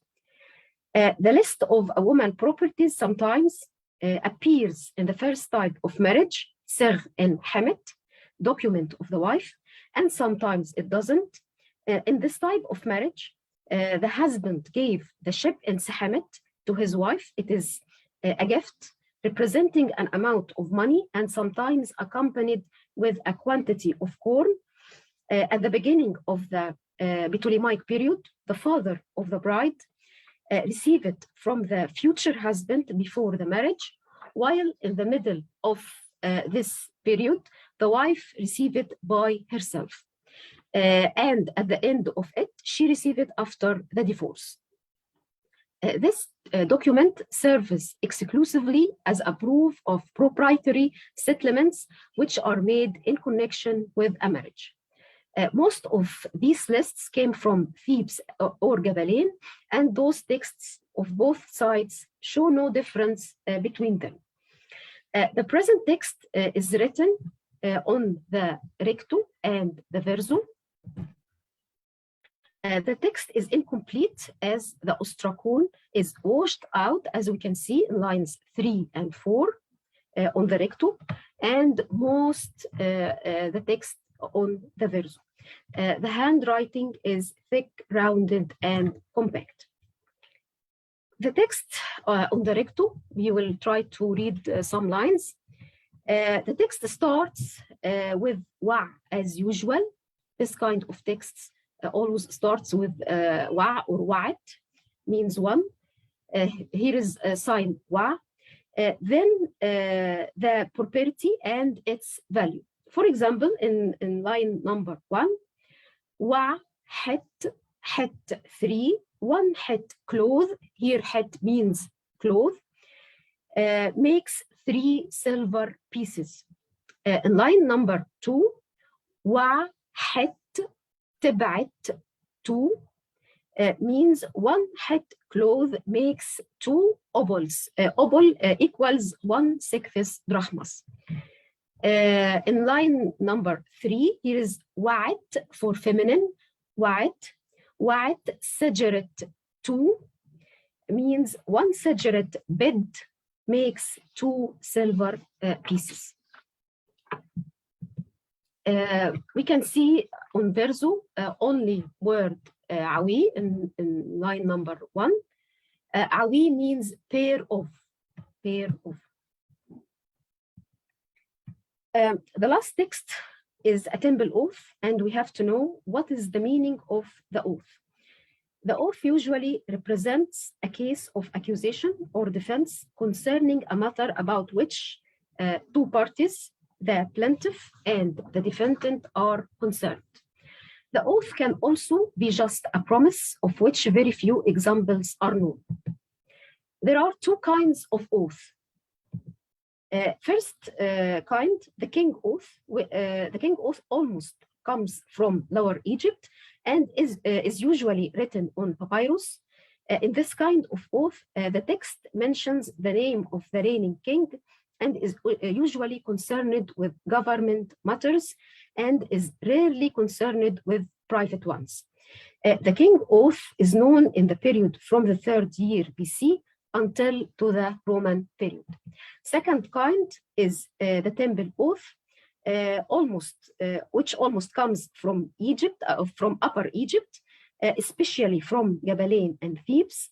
There are few differences in the formula between those texts which come from each side, Gabalain or Thebes. The temple oath is usually concerned with private matters of individuals, such as stealing, beating, or the disputes concerning the rents or buying. The oath was given to the hand of the temple official who should receive it and had the authority to supervise the performance of the oath. Accompanied by the title Shemes, the attendant, or Ret, the representative. The temple oath is usually written on ostraka. The oldest text is dated about year 200 BC, and that kind of oath continued until to the early Roman period. The formula of the oath from Gabalain always starts with Ankh. Ankh means by, while in Thebes starts with Jed. Ankh. Jed. Ankh means saying by. The present text is a temple oath, came from Thebes and belongs to the excavation at Madinat Habo, performed at the Oriental Institutes 1929 to 30. The defendant here is denied the charge, which is not clear because the text is incomplete. According to the style of the handwriting of the text, it seems that it belongs to the late Ptolemaic period. The most important gods in the temple oath emerged in Thebes were god Amun. God Amun was mentioned here in the present text, and the Baal of Montu, god of Medamut. The text is incomplete as the ostracon is broken at the left side, the bottom, and partly at the right side. The handwriting is neglected. The ink is very faint in most of the text. The text here dated to the late Ptolemaic period, Cleopatra III and Ptolemy IX Sutor II, 13th of July 114 BC. As usual, the text starts with Ri Pa Anch. Ri Pa Anch means text of the oath. Then came the name of the plaintiff, which is missing. Against, here he used preposition N, means here against. The name of the defendant, which is also missing. Then here came the date, which is Hatseb 3, Ibit 2, sorry, Ibit 2, Shimu Su 16. Then the formula of the oath, which is should start with Jed Anch, but Jed is missing. Here is Anch, then Amun, God Amun, Inti Hatib. The rest of the sentence is missing, which should be Di Hatib Di Irem Neterneb Inti Hatib Irem F, which means who by Amun, or saying by Amun, who rests here together with every god who rests with him. Then here, excuse me, Dr. Sarah, I'm afraid we have only 2 minutes. Okay, I will finish right now. Okay, here is the defendant was denying an accusation, which is missing. He said Ben Pu E. He said I didn't, and the charge is missing. Thank you for your attention.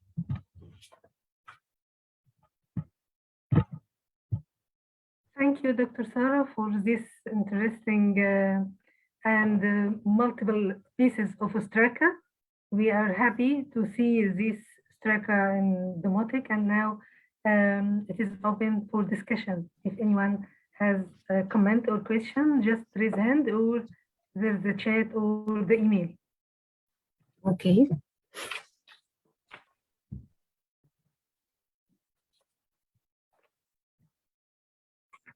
We have one.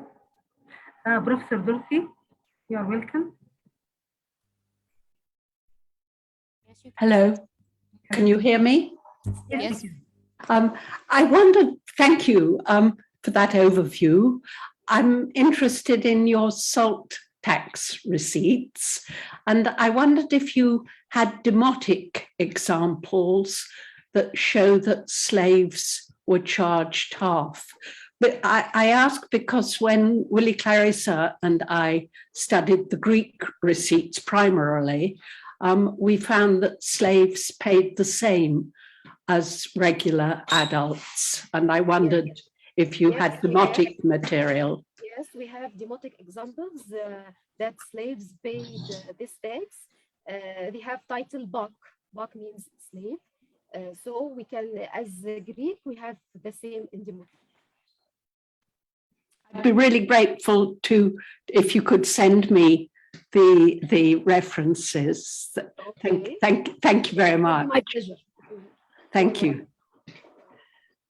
Thank you, Professor Dorothy. Any other comments?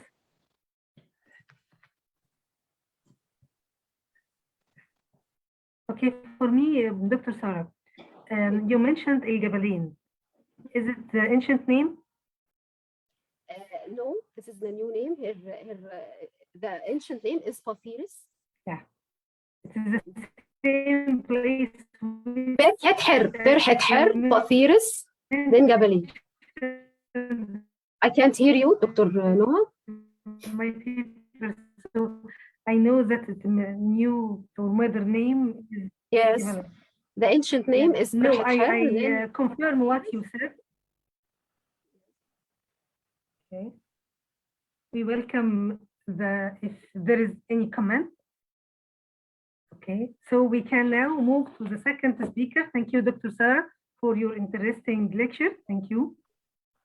And now I wish to introduce my colleague, Dr. Haytham. Just please, Dr. Sarah, we can stop the share.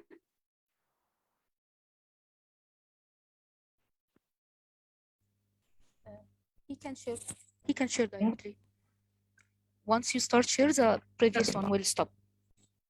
I want to introduce my colleague, Dr. Haytham Khandil, the last speaker in this session. He is the lover of history. He left his medical studies, his first choice, and dive into the history looking for the truth. Now, welcome, Dr. Haytham, and we will enjoy your talk. You have 20 minutes from now. Yeah, thank you so much, Dr. Maha. I will talk today about property declarations in Ptolemaic Egypt. I will start first by what will be handed out in this talk. I will try to answer how was the practice of declaring properties in pre-Ptolemaic period and for what purposes did these property declarations exist, and how did the Ptolemaic kings develop the process of declaring properties, what were the legislations controlling this process, how had these legislations been applied, and the last part will be a new report of a real estate declaration, which is B. Cairo N 10307. Herodotus reports that Pisistratus divided the country among all the Egyptians by giving each an equal parcel of land, and made this a source of revenue, assessing the payment of a yearly tax. And any man who was robbed by the river of part of his land could come to Pisistratus and declare what had happened. Herodotus, in another place of his histories, attributes to Amasis the law that every Egyptian declares his means of livelihood to the ruler of his district annually. So it can be said that pre-Ptolemaic Egypt had known property registration for tax purposes, although other purposes are not excluded. When the Ptolemies came to Egypt, they developed this practice, and under their rule, almost everything had been subjected to census. This process of counting took place through a direct share of the people themselves by submitting declarations. Indeed, the state officials played a part in this process of registering properties through the so-called anagraphi. But the main focus of this paper is the apographi, the property declaration, that had been submitted by the subjects themselves. Ptolemy II Philadelphus was the first Ptolemaic king who issued a prostagma, a royal decree, that asked the people to submit apographi declaration. It was one of a series of prostagmata issued by Philadelphus to control his new reform of the taxation of the apomoira, the tax on orchards and vineyards. In 229 BC, Euergetes issued another decree for the registration of OCI. From the reign of Philopater, we have the missing decree of 209 BC, which we know from some real estate declarations and reports from this year, and I will discuss later in this talk. Other decrees regarding apographi are C. Ord. Sol. 46 from the reign of Ptolemy Epiphanes or Ptolemy Philomator, and C. Ord. Sol. 38 from the reign of Ptolemy Philomator. Moving from the Ptolemaic legislation concerning property declarations to the stage of applying these legislations, we find an eye-catching phenomenon that we have relatively few documents that represent the application stage. This can be attributed to the relatively few numbers of documents that reached us from the Ptolemaic period, and this is the only explanation that I have. The declared possessions can be divided into movables and immovables as we see. This table includes the documents of the movable property declarations of the Ptolemaic period. In Wilkencrest 244, we have an example of a declaration of household possessions, including a spade, a heaton, a bedstead, and basket. This declaration was addressed to the Archaeology with the valuation of each individual piece. Animal declarations in our documents include declarations of livestock as well as of transport animals. Zammelbuch C 6314 to 6318 from the Arsinoid 251 to 150 BC are declarations of probata, cattle, before the nomarchy. In Wilkencrest 243, we have a declaration of a flock of 80 sheep, Leah. The declaration comes in a double form, which may refer to that it was submitted to two officials who are not mentioned in the declaration. This assumption can be evidenced from Wilkencrest 242, where the declarant declares before the oikonomos and the top grammateus in a double form as the previous document his ownership of 82 sheep in Ptolemaic Egypt.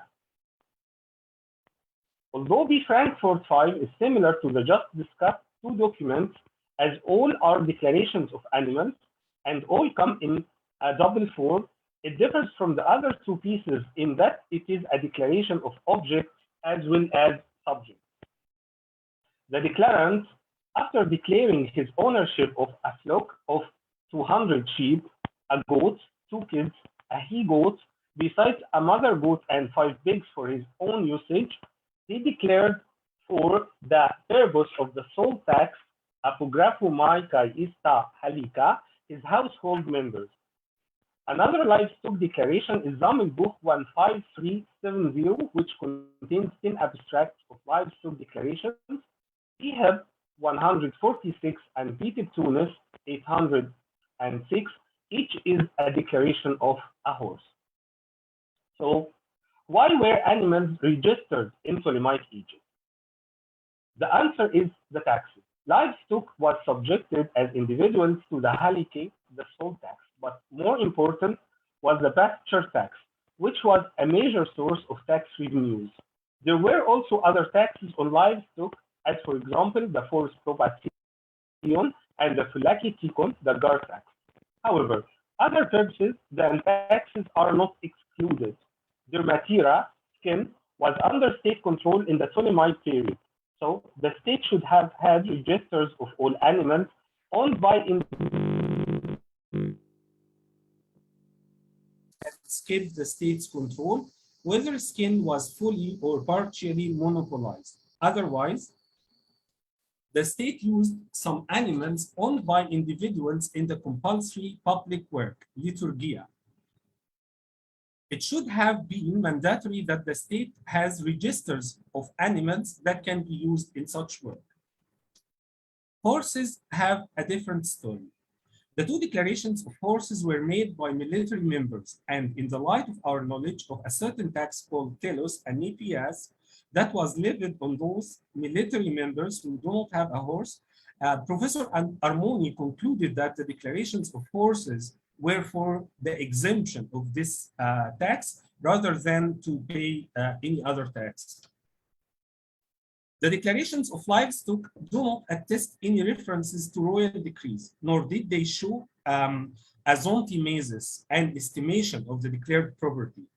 Our evidence so far tends to show that these declarations took place annually.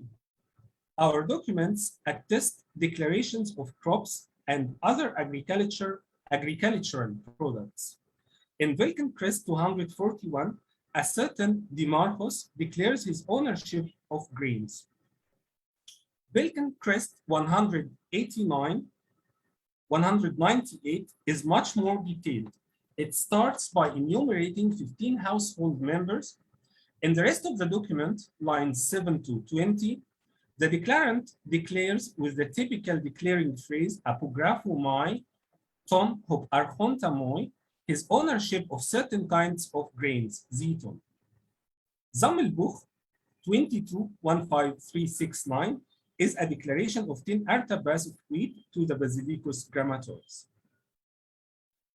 Why did the government ask its subjects to declare their crops? I do not think that taxes can be applied here as an answer. On one hand, we do not have evidence for taxes on these privately owned for personal use crops. On the other hand, these crops must have been taxed before, immediately after the harvest. A clue to the answer might be present in the current Zammelbuch papyrus. the reference to a prostagma, a royal decree or a royal order, and the 8-day time interval for the fulfillment of the instructions that came in it may refer to exceptional circumstances.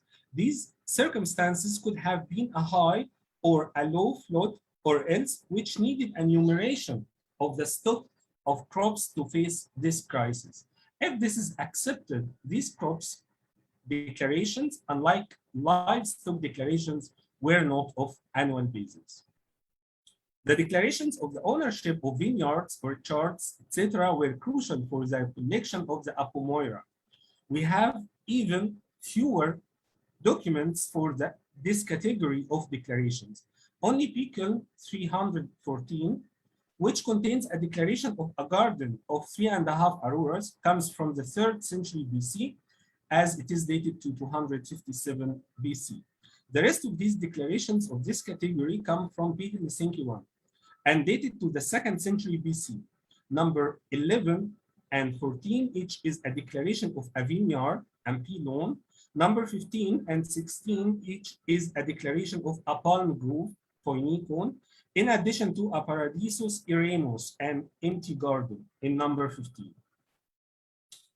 To this list, 2 documents can be added. Zammelbuch 2416417 and P. Petri 368b. Those 2 documents use neither apographomai, I declare, nor zontimomai, I evaluate, but the verb hophistamita in the first and hophistamai in the second. The fact that these declarations are of property connected to the apomoira tax implies that they should have been submitted annually due to the changeable productivity of the vineyards and orchards. In 2 of the Helsinki documents, there is a reference to a royal decree, Kata to Iktisen Prostagma in P. Helsinki 11 and Kata to Programma in P. Helsinki .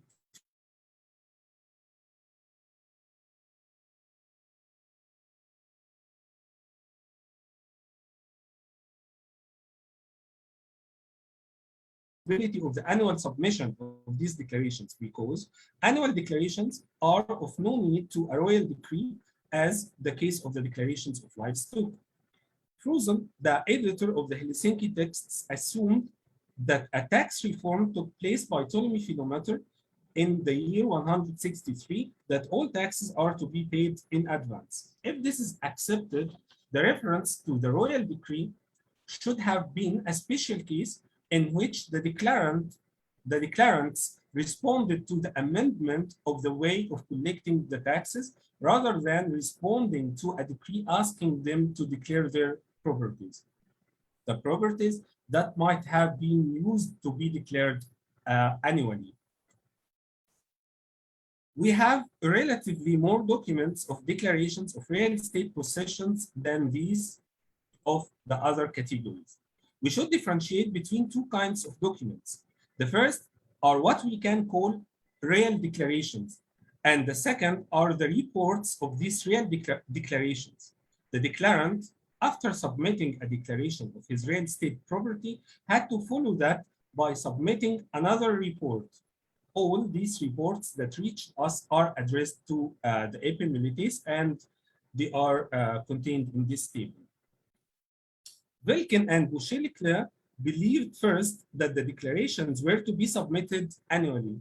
Wilken corrected this assumption later to say that the submission of these declarations took place from time to time. The fact that some of these real estate declarations and reports have a reference to a royal decree make the latter assumption to be more acceptable.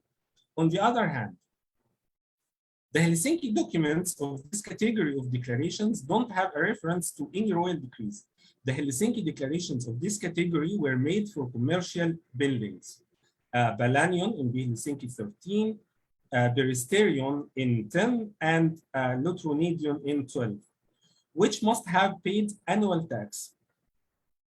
I think we have either a change of practice that all real estate properties had to be registered annually, different than the practice in the late 3rd century, where registration had taken place from time to time, or a provincial difference in practice between the arsinoids and the Heracleopolites, or the two ways of registration took place in parallel, which means the real estate owners had to submit annual declarations for the purposes of taxation, and other declarations had also to be submitted from time to time according to a royal decree, maybe for purposes of revising the public cadastres.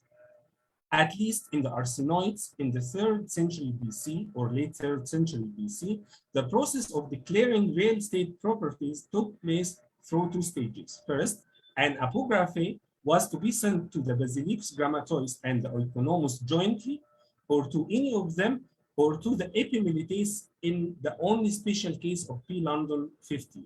Second, a report must have to be submitted to the Epimelites in order that the declarant would be able to pay the tax. In the table that we see now of the reports of real estate declaration, all documents except number 2 belong to the Egyptian Museum collection. Number 1, 4, and 5 were first published by Grenfell and Hunt in the Archive for Papyrus Fortune 2, 1903. Then these 3 documents were reprinted in Wilkins Christomati under number 224 A, B, and C. Papa Thomas edited number 7 in P. Heidelberg 7 under number 292. Martin and Nachtergaele published number 6, which became Sammelbuch 2416063. A 6 piece, or a 6 Cairo piece, belonging to this group of reports of property declarations is P. Cairo End 10307, which was published by Suzanne Suleiman, and I shall give a re-editing of it as the final part of my talk.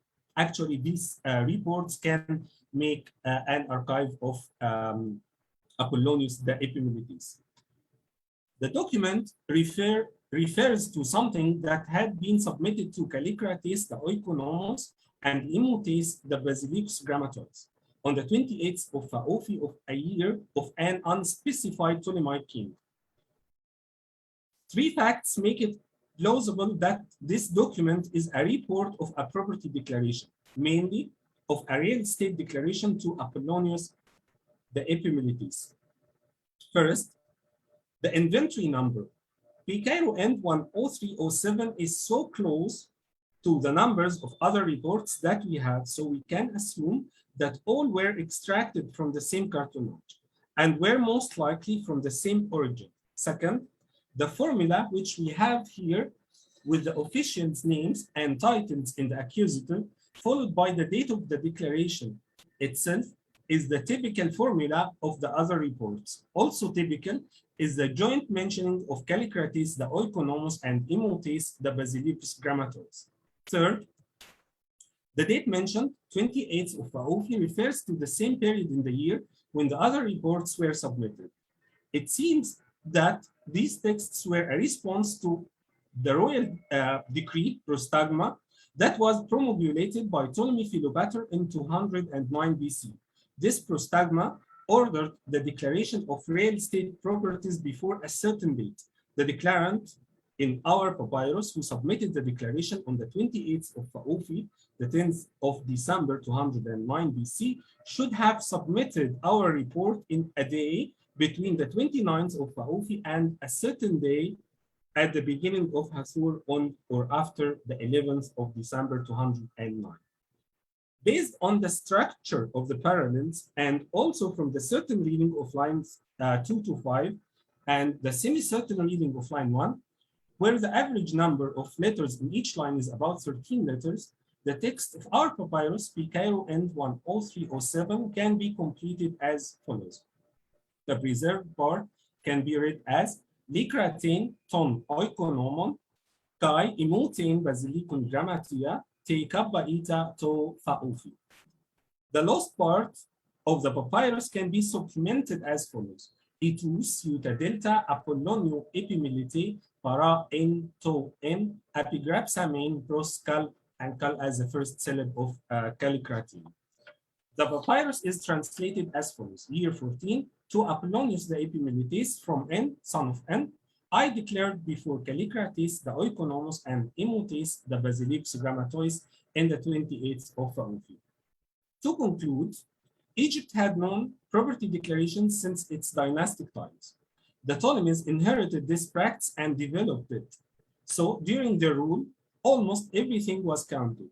Registering properties was a twofold process where both officials and individuals were involved. The involvement of individuals was in the form of submitting the so-called apographi. These apographi were annually submitted in the case of animals declarations, mainly for tax purposes. Crops of personal use were also declared, probably in exceptional circumstances, to face a shortage in food supply after an unfavorable flood. Vineyards, orchards, and other apomoira-related properties were declared annually. Real estate properties, at least in the Arsinoids in the 3rd century BC, were declared from time to time according to a royal decree. A declaration of a real estate property is submitted and followed by a report of the submitted declaration. It is probable that these real estate declarations were to be submitted annually in the 2nd century BC. Thank you. Thank you, Dr. Haitham, for your talk and for the new text. Always new text is attractive for all of us and for the restoration of the text. It seems and looks good, very good. And now we open the discussion. If anyone has comment or question, you have the options, raise hand or chat or the email.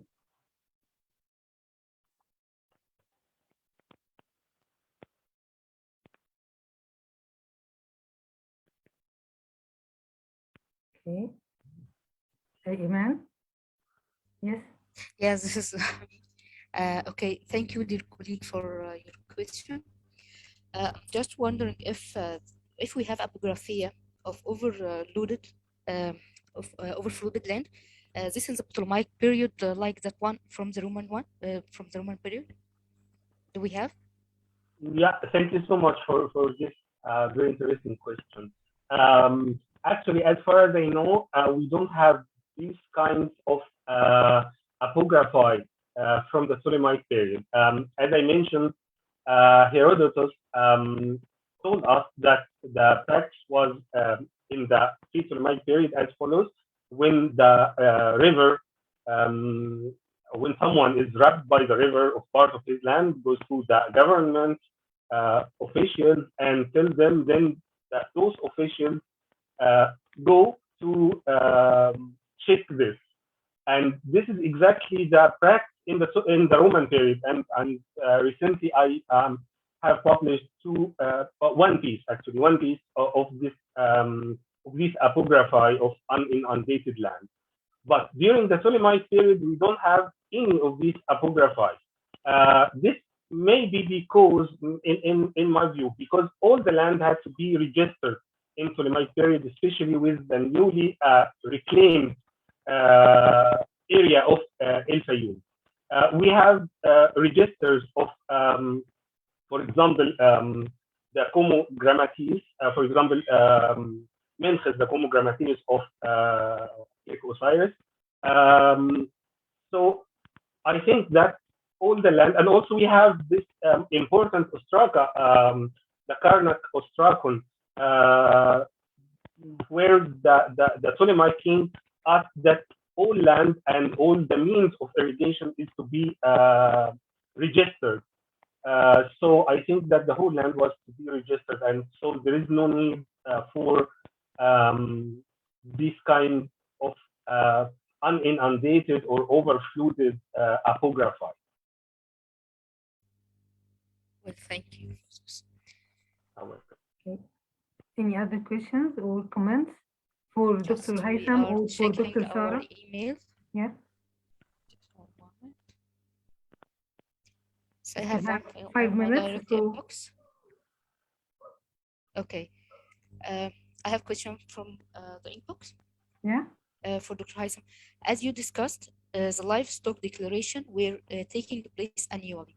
Don't you think that this is contradicted by the royal decree of Ptolemy Philadelphus for the registration of the livestock in Syria and Phoenicia?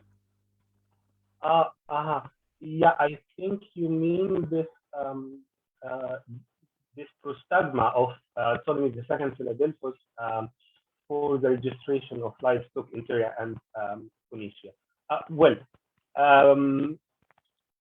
In my view, also, I think that this declaration, or this prostagma, this royal decree, was issued to arrange extraordinary circumstances in Syria and Phoenicia after the Second Syrian War. This should be put in its historical context. The historical context is that this decree was issued after the Second Syrian War, and also in part of this, in the second part of this decree, there is a registration, or there is asking of registration for slaves. So we know that slaves, their numbers are increased after wars. Also, I think this can be applied to livestock. That the decree was for this, to rearrange the situation after the Second Syrian War. We have Professor Armoni also raised hand, or okay. If we have any other questions for both of the speakers, I think we have something from the email. Just let me if you can share. Yes, please. Yes, please.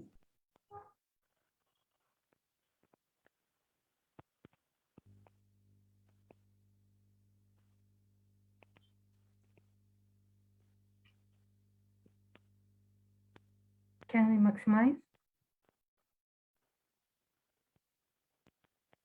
Thank you. Dear Sarah, regarding the Dr. Sarah, this is a question for you.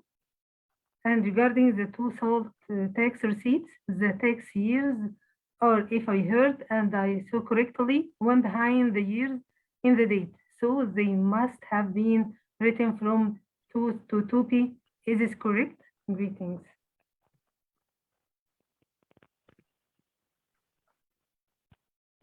Yes, that's correct. Okay, thank you. Any other comment?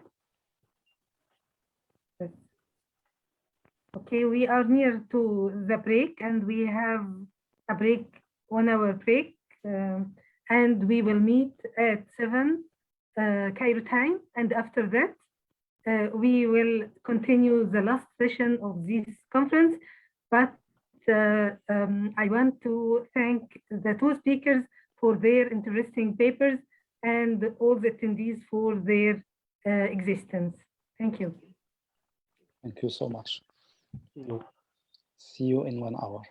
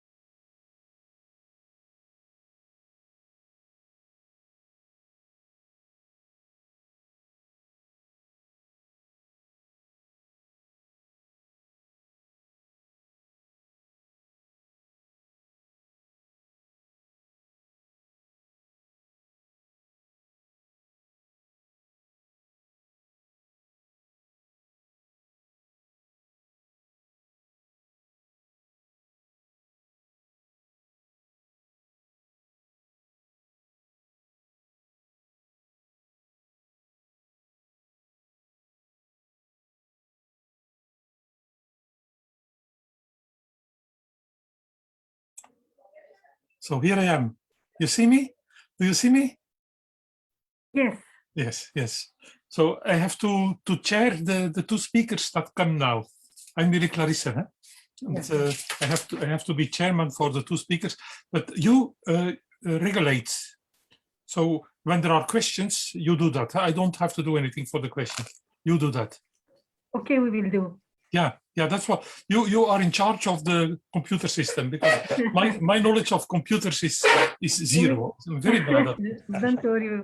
It's a miracle that I have succeeded in reaching the conference, because normally I'm very bad at that. Oh, I see Joe there. Yeah, Joe is there, and Crystal. So I start with Crystal, I think. Huh? Yeah. Yeah.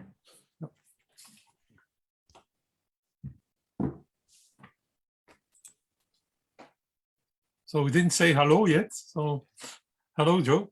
Hi, Willie. Hi, everybody. Hello, Willie. Hello. Good to see you. Nice to see everybody. Yeah. Virtually. Nice to see you again. Yeah. Yeah. I really hate it, and I'm terribly tired when I have done that for 2 hours. I'm terribly tired. It's hard. I always think I will lose the contact, and I don't really like it. Well, sorry for that, but we hope next year we meet physically. Yeah, I imagine that I'm in Cairo now. Exactly. I feel a bit better. Yeah. Yeah.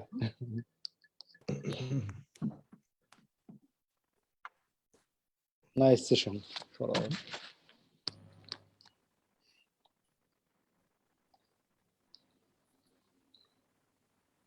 I see in California it's still day. Here it's already night. It's already dark, because the Belgian hour has changed today.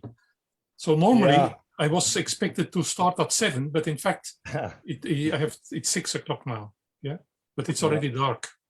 Yeah. We change next weekend. In Egypt, it's 7 o'clock, is it? It's 7 OS, yes. 7, It is the same. Here we have the winter hour. They change the hour. In Europe, yeah, it's terrible for the little children, because the children don't change the hour like that. So, and they get up in the morning very early, or they don't want to get up because it's too late. You know, so. Yeah, then they have bad mood in this case. Yeah. Also true of pets. Yeah. Yeah, they don't get it. So not only the children, but also the youth and. Yeah, but once you are adult, you can, after a few days, you are used to it. Huh? Yeah. And in winter we can sleep longer, so that's very easy to get used to. Yeah.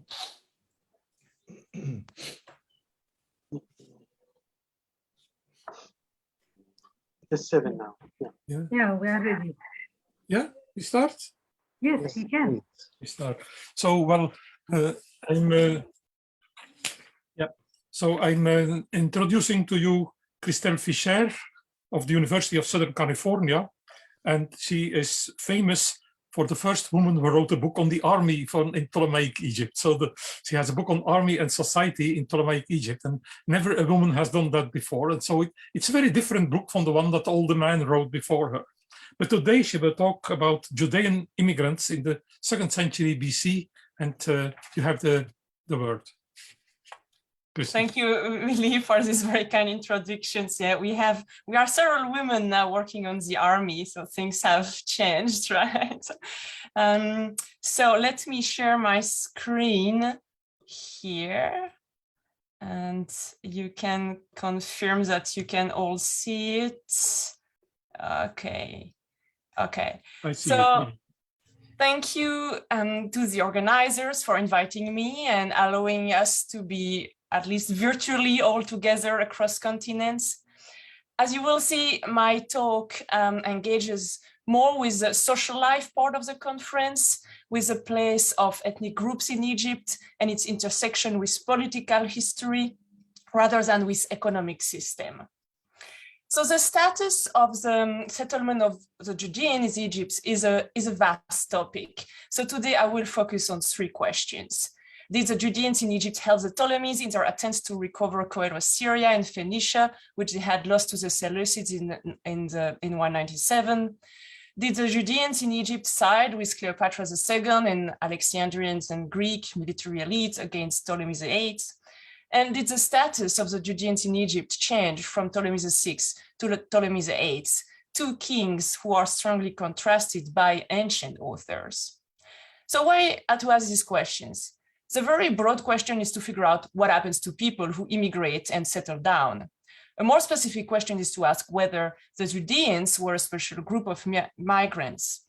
And finally, since we have a decent amount of sources, another question is what to do when the literary sources, in this case, Flavius Josephus, writing in the 1st century CE, would rather answer yes to all these questions, but the documentary sources would rather make things more complicated and tend toward a no.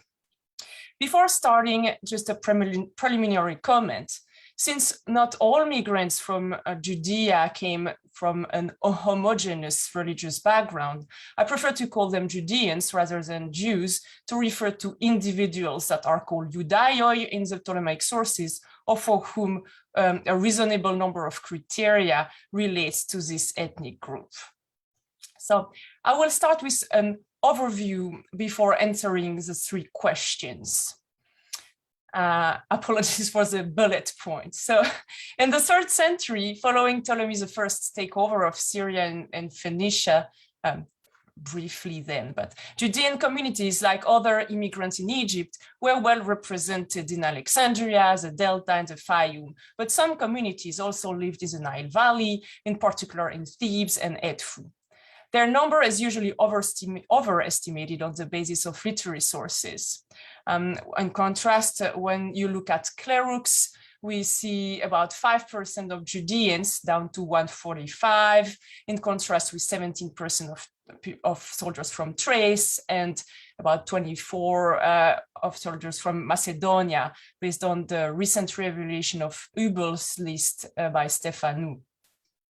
As stressed by Sylvie Honigman, cultural and religious variations existed between these different communities, not only because they came from different backgrounds in Judea, but also because their traditions did not evolve exactly the same way in the different regions. And we can also think about the differences between Yahvism and Samaritanism. And there is a recent article by Sandra Cambetti on that. If we zoom out, these communities formed one group among the other groups of privileged immigrants. Intermarriages between Judeans and non-Judeans is difficult to identify in our sources. In many cases, it has escaped us, but it occurred. And here I just want to share an example that had not been identified. So you may tell me if you agree with my reading or not. The soldier Theodotos, son of Cassandros, a Paeonian, which is a region of northern Macedonia, ceded his father Statmos to 4 individuals with Egyptian names in a contract signed in Samaria in the Fayum by 6 witnesses, whose official legal ethnic label was Judean. They were no doubt fellow soldiers, and many of their names were theophoric names favored by Judeans. So not much a surprise in Samaria, which was named after the region Samaria. Cherikover and Kasher have tried to offer several explanations, such as a Jewish settlement in the Balkans or a Paeonian pseudo-ethnic, but Cherikover himself is critical of this explanation. But I think a most economical solution can be proposed. Theodotos was the offspring of a father of Macedonian origin and of a Judean, possibly Samaritan, mother. To sum up, the Judeans formed a socially but also culturally and religious group that was not completely homogeneous and also interacted with non-Judeans. A new wave of immigrants came from the province of Syria Phoenicia to settle in Egypt after the loss of the province following the 5th Syrian War, and again in the aftermath of the Maccabean revolt in the 160s. They had diverse socioeconomic and professional backgrounds. Some became high or lower officials. We have tax farmers, soldiers, cattle owners, farmers. The amount of papyrological evidence concerning Judeans remains rather stable between the 3rd and the 2nd century, but a slight increase in the documentation regarding soldiers is perceptible. And we have also 2 groups of documents that stand out in the 2nd century. First, the papyri attesting the polyteima of the Judeans in Heracleopolis, from the archive dates to 144 to 132, a socio-religious association whose core was initially formed by soldiers. There were other polyteimata, as you know, followed by an ethnic group's name like Cilician, Cretans, Boeotians at this time. In this case, so, because we have papyrological documents, we can see the administrative structure of the polyteima and its judicial functions. We can only conjecture it was the case in the other polyteimata. Judeans are still just one group among other privileged groups. Overall, soldiers were particularly welcomed by Ptolemy VI to reinforce garrisons, add new ones, especially in the Delta, to support his aggressive politics toward the Seleucids. The second group of documents are the inscription from Tel Yehudeh in the Eastern Delta that corroborates the arrival of new Judean migrants. Because it is in the Heliopolite nome where Onias IV, the son of the late high priest of Jerusalem, settled, according to Flavius Josephus, around 160-150 BC. It could be tempted to see a connections, and many scholars think it is a settlement of Onias with his temple that he was allowed to build by Ptolemy VI. But others, and notably Amling, are more cautious. The earlier dated inscriptions start only in the late 2nd century, so 30 years after Onias' arrival, and the identification of the temple by Petri is not completely secure. So here you have different possibilities have been proposed by Hatta. But yet the mention of a polytarch in the inscription suggests that it was at some point organized as another polyteima. So I reach now my first questions. Did the Judeans in Egypt help the Ptolemies in their attempts to recover Coelo, Syria and Phoenicia? So let's look first at the documentary sources. They attest Judean officers and soldiers in the 2nd century. So for instance, we have an epistates of the cavalry unit in Thebes. Yazibis, he's present at the sale of a house in the 150s. We have an epistates of the polis Ptolemy of Epictetus, son of Epictetus, with the Judeans in Atribis, who dedicates a prayer house. And that's something we find regularly since the 3rd century. List of military settlers exists too. In that one from Teptunis, we have 6 with Hebrew names out of 15. We have no evidence for ethnic regiments of Judeans per se, yet it seems that often small groups of Judeans were found in the same settlement or garrison town. But what about Judean soldiers active during a Syrian war? So were the Judean soldiers in what I call the 7th Syrian war? So I follow Granger here and I add a couple of Syrian wars to the 6 traditional ones. So this papyrus from Geneva is the only documentary evidence I could find about sending troops at this period. And this is an order about a boat to be prepared for the Mysians and the 41 other selected men who are sailing to Ptolemais, the one in Pelusium. And this expression is a bit strange, and Paul Schubert, the editor, connects it to a restitution proposed by Bingen of a place called Ptolemais near Gera in another papyrus, which must be the same as this Ptolemais in Pelusium. So we have from where the soldiers can embark towards Syria. And we know they go down the Nile, Catapleo, from Heracleopolis. So it must be a small settlement called Ptolemais near Pelusium.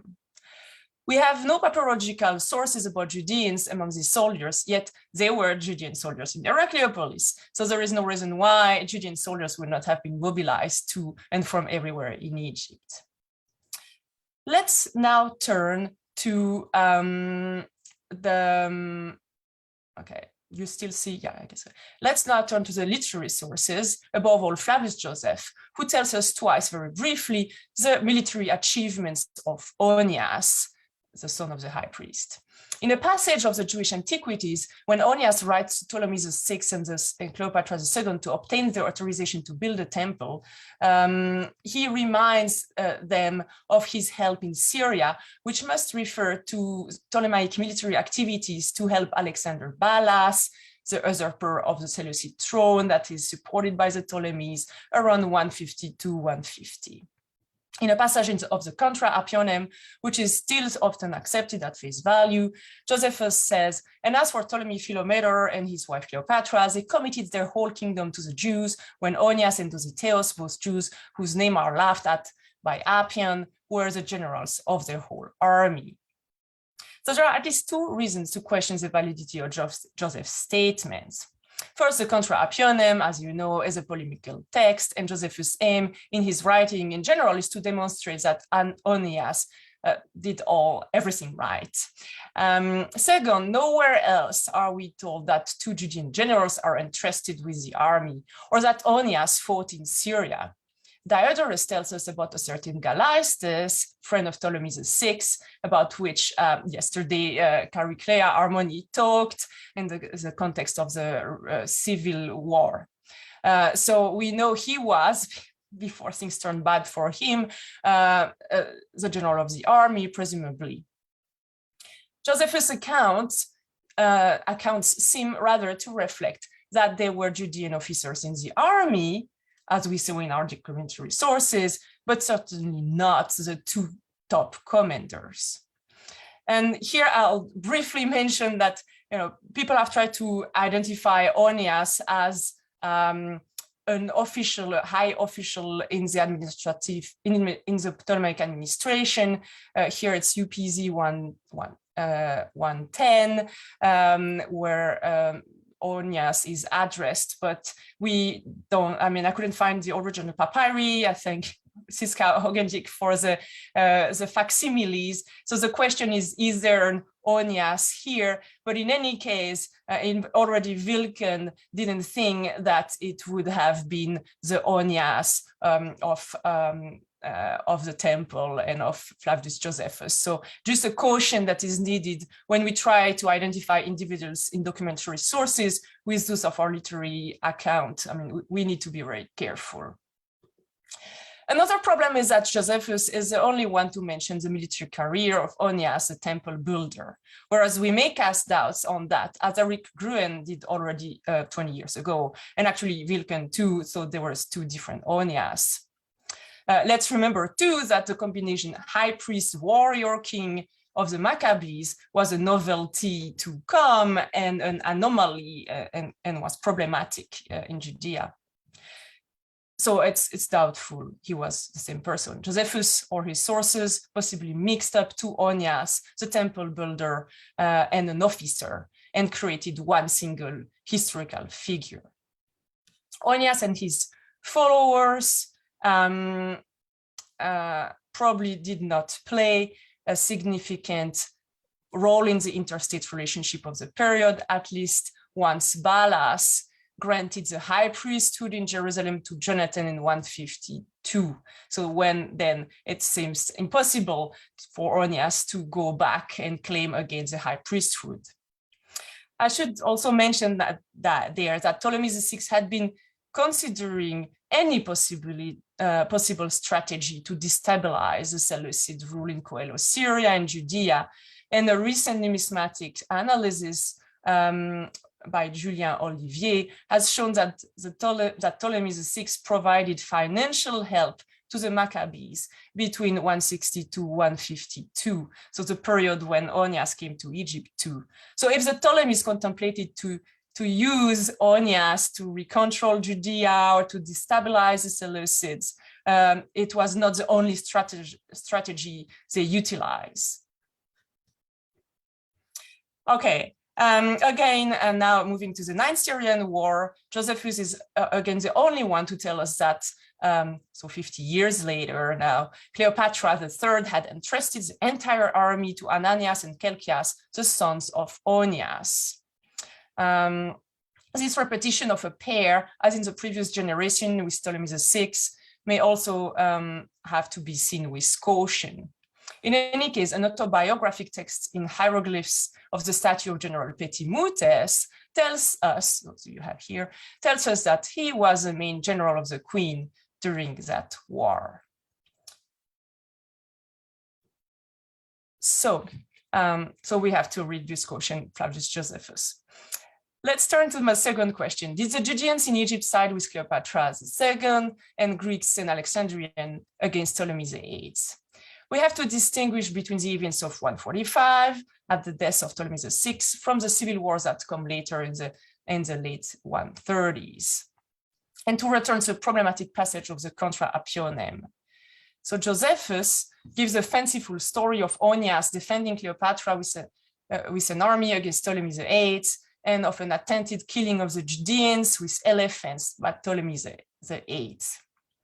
Rather, hints that only specific individuals were targeted are offered by Menecles of Barca in a fragment, who mentions the banishments of, I quote, those who had grown up to manhood with his brother, that is some of the Philoi of Ptolemy VI. Josephus seems to have distorted the events following the death of Ptolemy VI in 145. The chronology reconstructed by Chauveau, thanks to demotic papyri, shows that the transition took hardly 3 weeks, which actually Justin's account corroborates. He says Ptolemy VIII rejoiced at having recovered his brother's throne without a struggle. So the transition was fast, and if there was some violence, was limited. So now, what about the change from Ptolemy VI to Ptolemy VIII, now that the transition seems less violent than we usually think of it? Documentary sources show, in fact, no difference regarding the role and status of Judeans under the two kings. There were still honorific dedication of prosoikai, prayer house under Ptolemy VIII. In fact, the famous reconfirmation of a grant of Asilia by Cleopatra VII, a century later, refers to an original grant of Asilia by a Ptolemy Euergetes, who is probably Ptolemy VIII. Here on the slide, I just show you an earlier dedication. We also have the polytelma of the Judeans in Heracleopolis that thrived under Ptolemy VIII, and we have no other evidence that Ptolemy VIII persecuted the Judeans. So the transitions at the death of Ptolemy VI didn't lead to a civil war. There were no overlaps between ethnicity and dynastic camps. Justin accounts makes also clear that Ptolemy VIII had actually, not in the passage I show you, Alexandrian supporters. So now I return to part 2 of this civil war. 15 years later, there were actually a dynastic conflict between Cleopatra II and Ptolemy VIII with his niece and wife, Cleopatra III.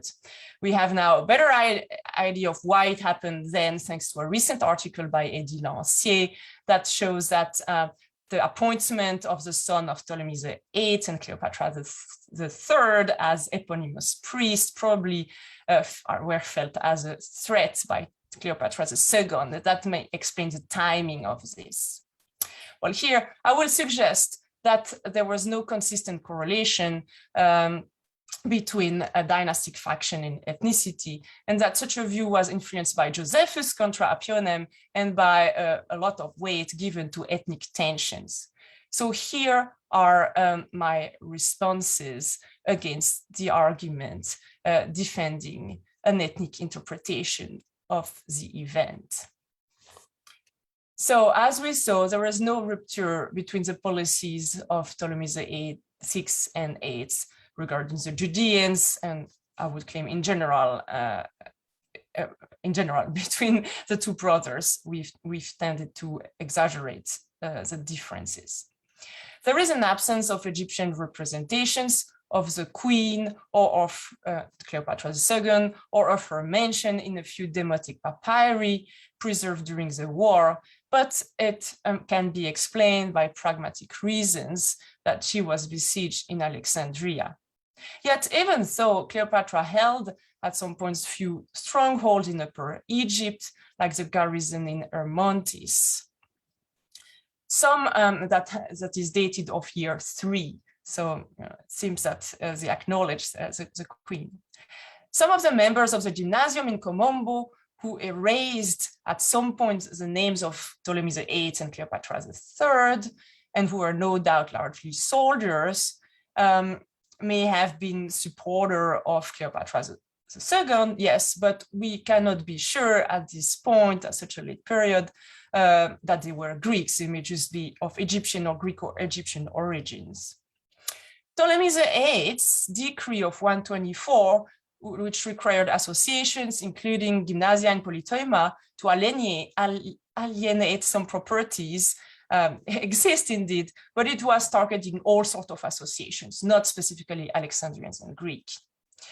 Paos, the first Egyptian to become epistrategos, indeed is happening under Ptolemy VIII, but Egyptian moving up the military hierarchy and administration already had started long before. We can think about Dioscorides under Ptolemy VI and so on. Ptolemy VIII had Egyptian support, yes, but he relied on Greek military elite too. He goes first to Cyprus, he plays the governor Crocus, he has with him, a recent papyrus was recently redated, he has with him a group of eponymous priests outside of Alexandria. He relies on Greek officers. So to sum up, both Cleopatra II and Ptolemy VIII had partisans within different population groups, and there was no consistent correlation between ethnic identity and political alliances. So I'll briefly conclude because time flies. I have just restated my 3 questions. So about the help for recovering Coelho Syria, I will say somehow, yes, they contributed, the Judeans contributed to it, but not more remarkably than any other military groups. And since we may not have an Onias, descendant of the high priest who is also leading an army, the argument is less strong. I also alluded to the fact that Judeans didn't form a homogeneous group and interacted with other groups. Now, did they sided with Cleopatra II? And Alexandrians and Greek military elites? The evidence for ethnic factions coinciding with dynastic sides is insufficient in my view. I see more opportunistic and shifting alliances of rulers and elites that cannot be tied to ethnic preference. And finally, as I said, I don't see any differences, but I see continuities between Ptolemy VI and Ptolemy VIII. Thank you.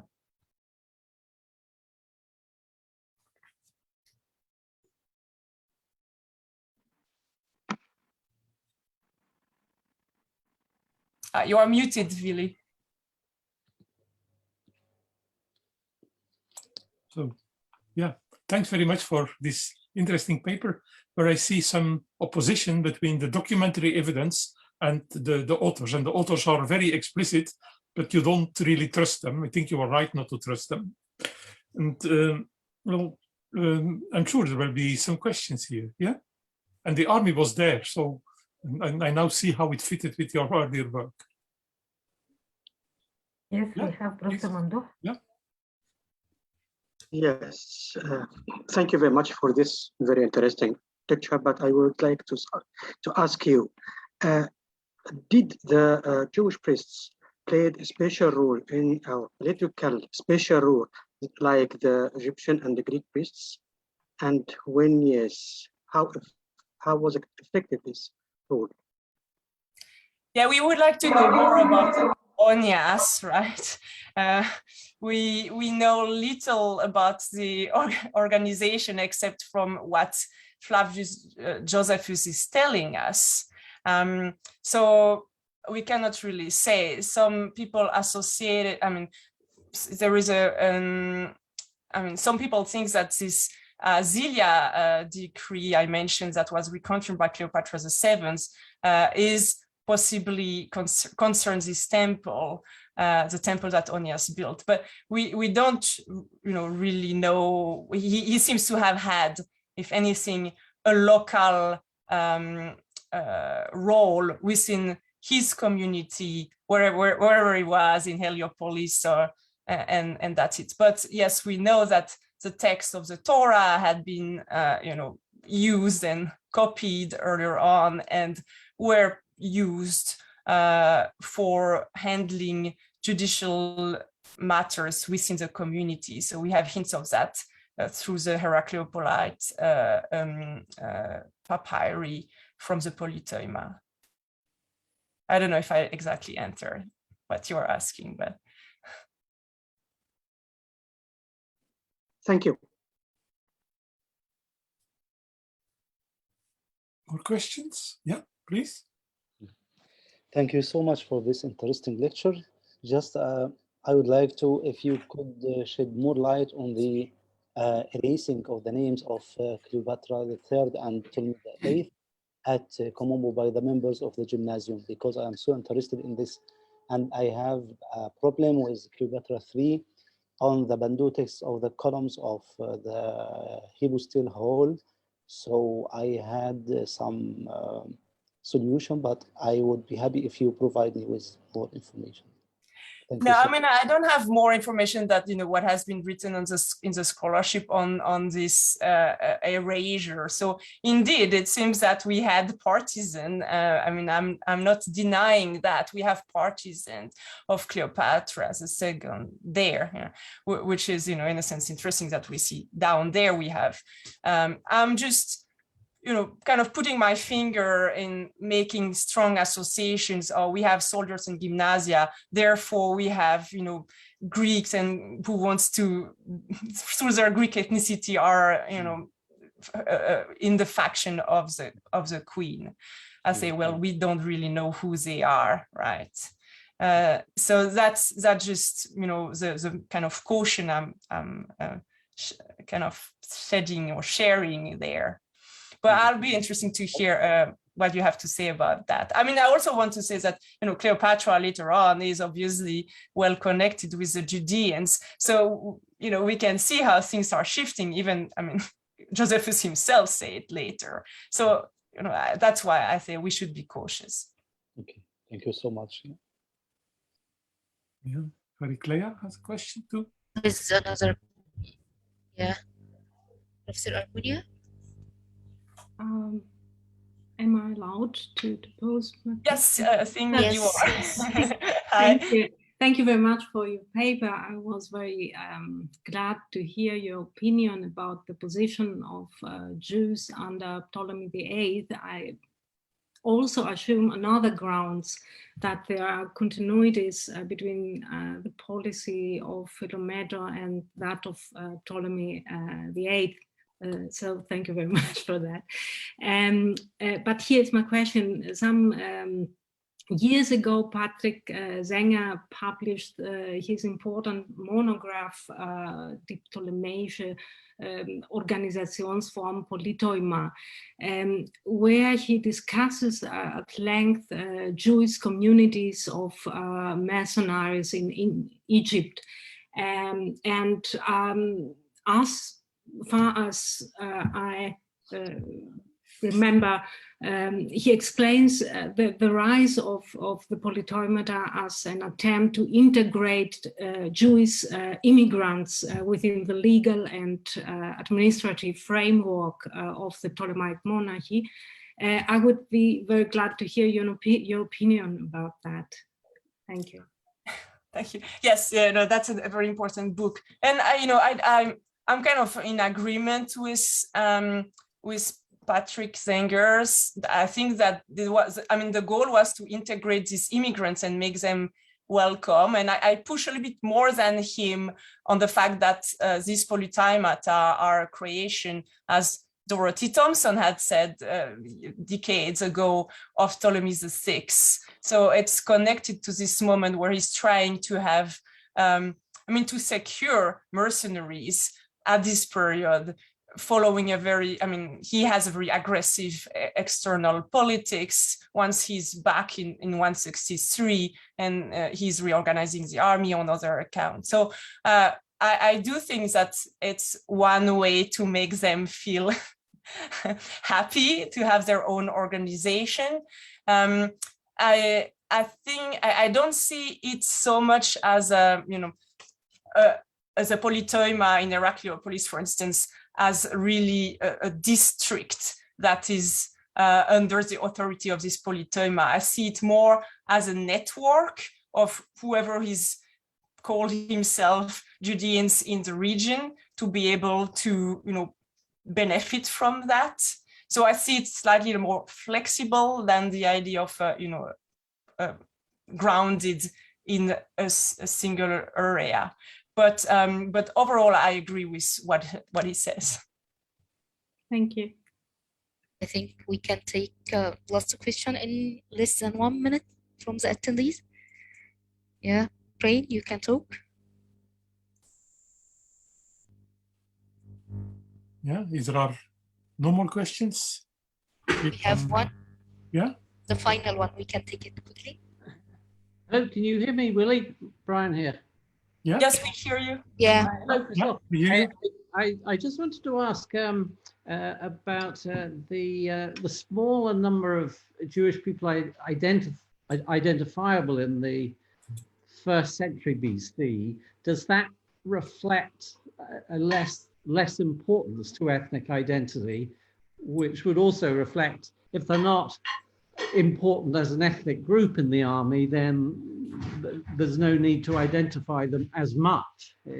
Would that be a possible reason for? I mean, obviously finds of papyrus are random, but I think there are quite a lot fewer Jewish people identifiable in the 1st century BC, aren't there, in the papyri anyway?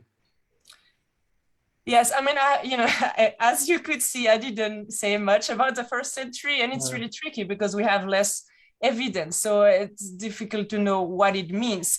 Now, from the literary sources, we see that they help Ptolemy the 12th to come back, with Gabinius. So it looks like they are still, and then right after that, we have Cleopatra in the beginning of her reign. We cannot really date, but she's confirming again this asilia for his synagogue. That was an earlier grant of Ptolemy Euergetes. So it looks like there were some groups, and again, as I said, I mean, we shouldn't think it's a homogeneous, fully organized across Egypt, this group. There are several groups, but there are groups of Judeans, part of the armies that are important and that the ruler are still, trying, I mean, are acting as benefactors. And so I wouldn't say there is I would not, make a hypothesis there is a change, but I agree, I don't have, solid evidence. Yeah, I think, as Willie was saying, that the literary sources, I mean, as Gruen shows, I mean, they are an entire construction of the relationship between the Jews and the Ptolemies throughout the story. Yeah. Yeah, but at least we have these proseuchai dedications, and that continue. I mean, the big one the important one by Cleopatra, and we have others. So it seems that this relation didn't change. Thanks. Thanks. Okay. Yeah. Thank you. So then we go to the last speaker of the day and of the whole conference. That's John Manning from the University of Yale. And we all know his book on the last pharaohs, and also his very useful selection of sources of law and legal practice. But then, yeah, he became famous a few years ago by having an article in Nature on the volcanic suppression of the Nile summer floods. And what he is going to tell us today is linked to that famous article. Joe, you have the word. Indeed. Thank you so much, Willie. Thank you, dear colleagues and friends at Ein Shams for organizing this. And of course, I and everyone I know is thinking about Cornelia Romer too these days. Ein Shams was the location of my first Papyrology Congress way back in 1989 with a lot of fond memories. So I'm going to talk today about something that may seem rather strange. Some of you have heard me talk about our project a little bit before, but we have many new things to talk about, and I'm going to try to do it in 20 minutes, which is a real task. I have a lot more slides. If there's question time, and always happy to correspond and to talk further about more details. I'm hoping you can see my screen really well here. Yeah. It's okay. Okay, great. Okay, here we go. Here's the project based here at Yale with a website now, which we try to update. So information there on our progress. It is an interesting small group of people here. Some of us in Dublin. Hello, Brian. We were in Dublin a couple of years ago, and some of the group was there at a climate meeting, and we had a really good time there, where we made a lot of plans about future work.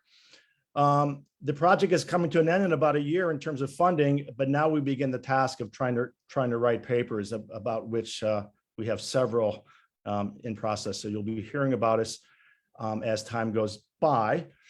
And there's the whole team, not very big, lots of undergraduates here at Yale, and we're scattered throughout the world, including in Egypt, of course. So this is a bit beyond the papyri, but what we want to show is that the papyri, the written sources and the archaeology indeed from the Ptolemaic period in Egypt, which is really about as far back as we can go in history with detailed information, are really valuable more broadly for understanding the environmental history of Egypt and the Mediterranean world in the context of joining the natural system, the environment and climatic change, and the human system, the politics, yes, the military, the economy.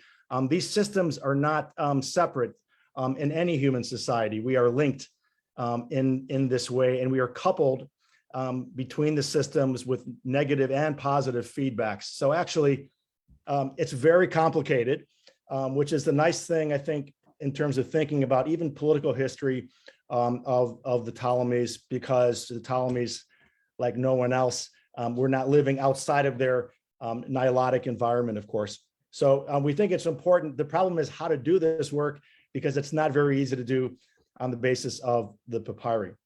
So a couple of words on something you all know already, I think, this wonderful Nile River basin, which is indeed one of the more complex river systems in the world, with the main sources at Lake Tana and the Ethiopian highlands, the main source of the annual flood of the Nile in Egypt, of course, and the White Nile sources near Lake Victoria and the other lakes regions, two very different climate systems, indeed, driving the annual flood of the river.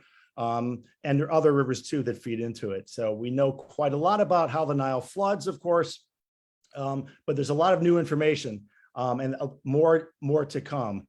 This is one of my favorite slides. Some of you probably get bored of seeing this, but this is the annual rainfall band around the world in what's called the intertropical convergence zone, the monsoon belt around the world that migrates northward for particular geophysical reasons every summer. And you can see it hitting right about here, Lake Tana, in June in East Africa. This is modern data, but this system, of course, was in place in ancient times as well. This basic system is what we're interested in trying to understand. It's the driver of the annual flood of the river. It's the driver of monsoonal rains around the world, of course.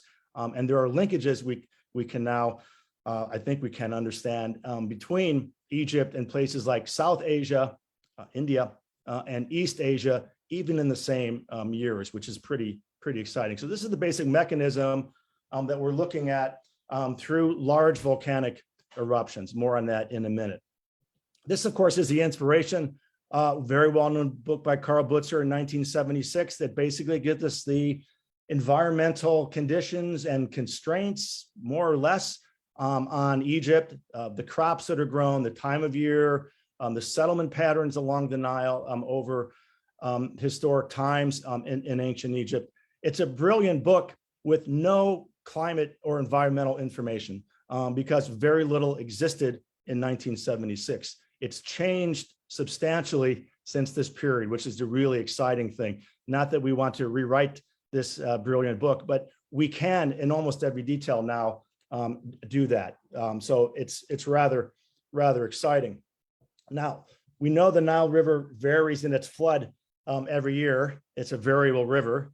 And we know from historical sources, roughly 70% of years are average to good in Egypt. So most of the time, the Nile is doing reasonably well, but that leaves 30% where the Nile is either very high or very low. And those are the periods we're interested in. And just to complicate things briefly, I'll just mention that we know a lot about the Nile River variability. El Nino years are very hard on the monsoon system. We know they're roughly every 6, 7, 8 years or so. There's natural variability of the monsoon, of course, as well. And now we know a lot that large volcanic eruptions actually perturb the monsoon as well. We know that from a 2006 article here on the right, and it's pretty well modeled by paleoclimatologists and climate modelers. So it's relatively new information, but it seems absolutely certain that this is a very important driver of Nile River variability, actually variability of precipitation around the world.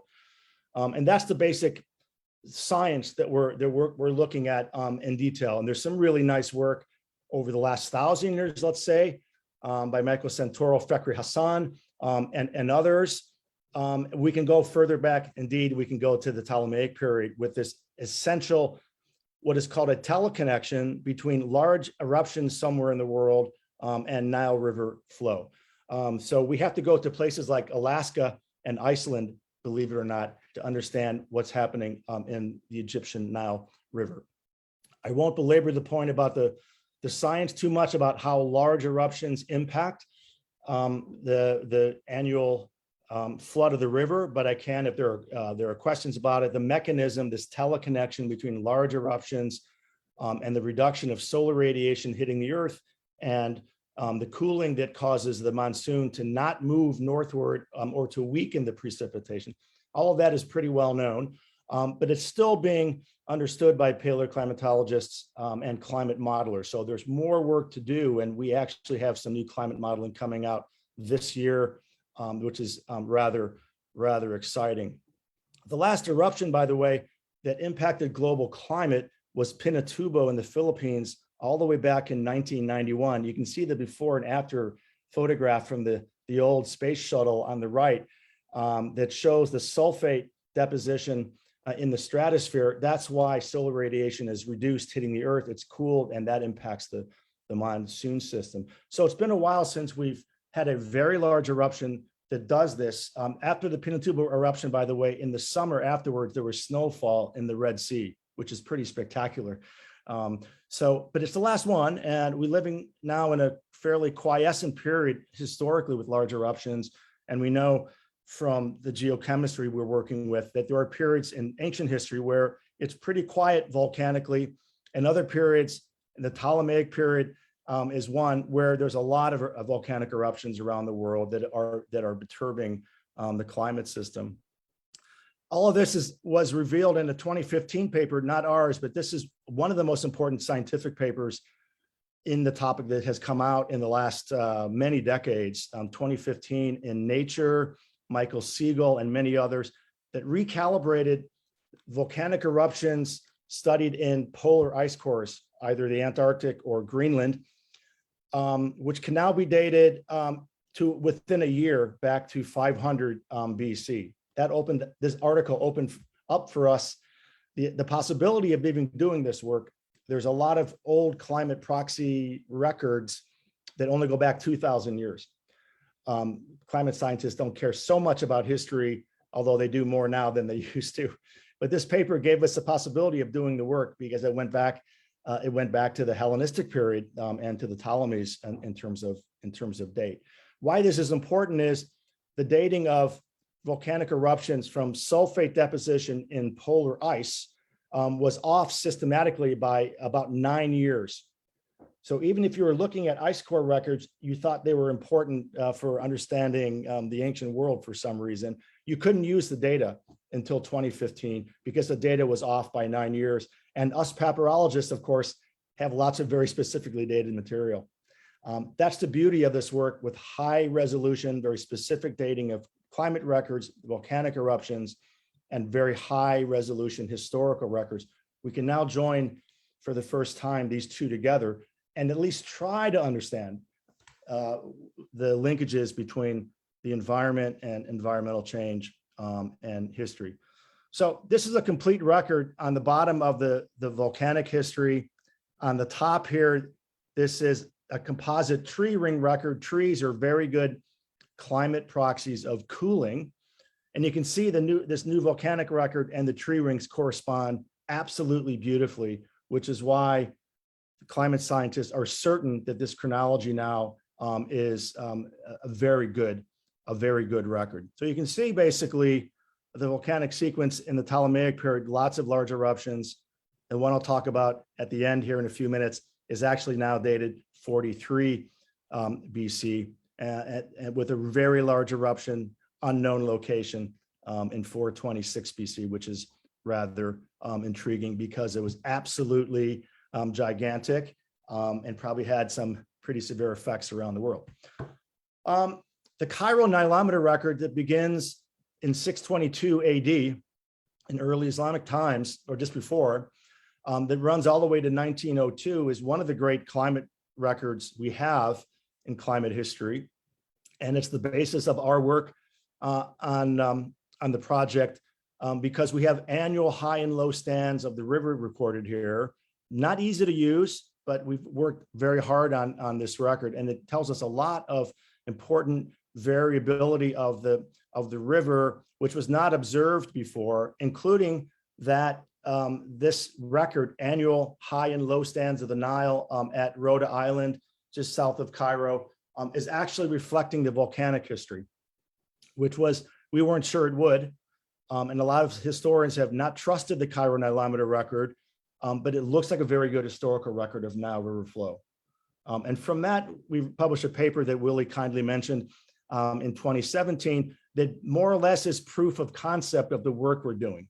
It was very general paper looking at some social indices like the revolts and the priestly decrees, perhaps, that may be tied to river behavior. It was very preliminary, and we've built quite a bit more from this initial paper, including now this paper that came out last year, looking at an eruption in Alaska in now 43 BC, which had devastating effects on the Nile River, which we have always had hints of in the historical sources, but also in the northern Mediterranean, and indeed also in the same years in South Asia, probably, and certainly in China.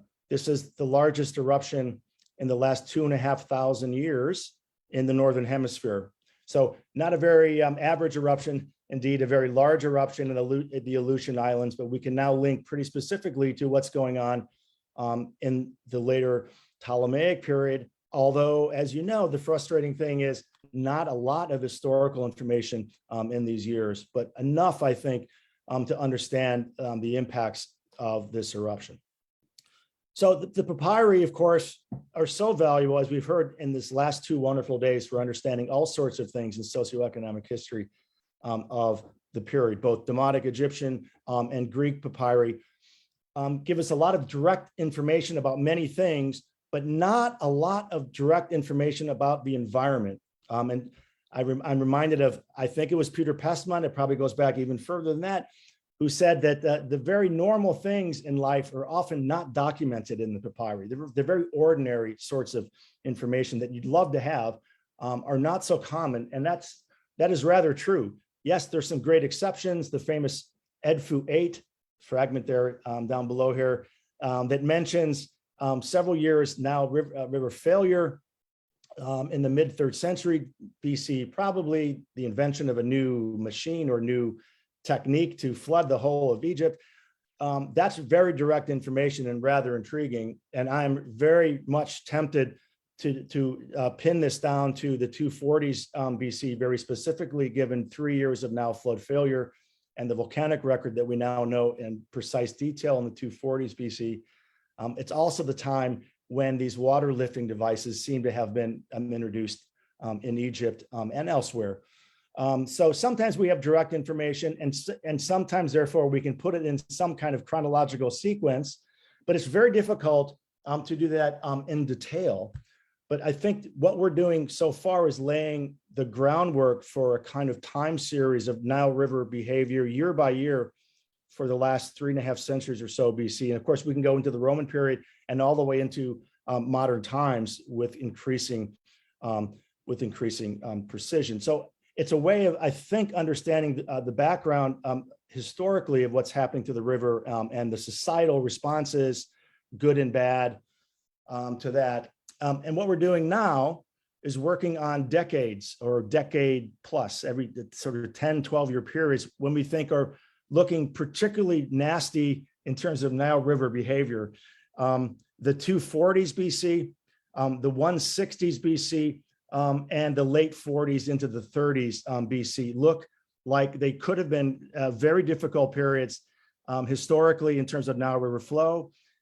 We know something about all of these periods, to be sure, but I think in the light of the climate work we're doing, I think it's shedding more light on the historical periods, especially in the 160s BC, which is a paper we're working on even as we speak, which look in many ways particularly difficult times.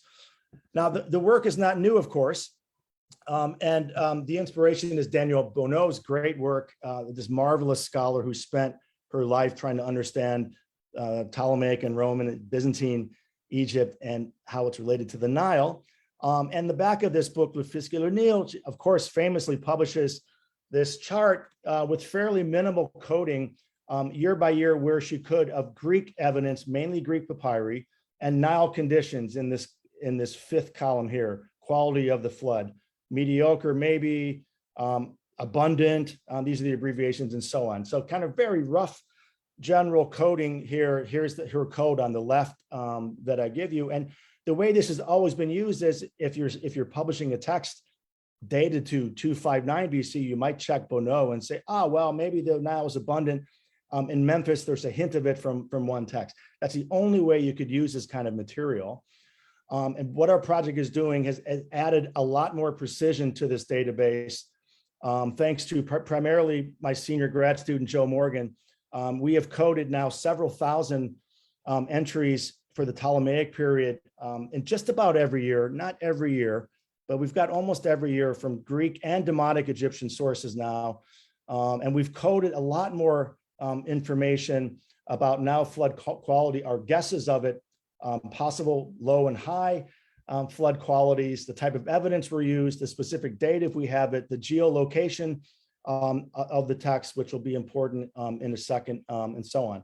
So we have a lot more information recorded now in this database than Danielle Bonneau's first effort of it, and hopefully a lot more precision because we're trying to test it in various ways. So obviously we are grateful and like everyone else relying on Trismegistus and Leuven, this most wonderful database for us. And the phase one, which we've done now, is we've surveyed all specifically dated information in our sources, Ptolemaic and Greek. So that has been entered into the database here. I won't belabor the point, but this is how we're coding it in detail.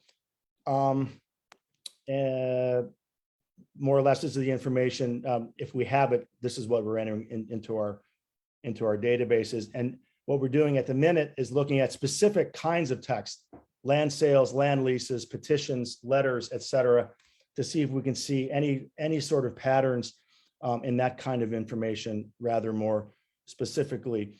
If you want a specific example of how we code things, I can go back to this in question time or send you this, but this is basically how we're taking a publication of a text in a particular location, in this case, Philadelphia, that's geocoded. We have the text, of course, and then this is how we code this particular text, including the geolocation, which is important for our modeling.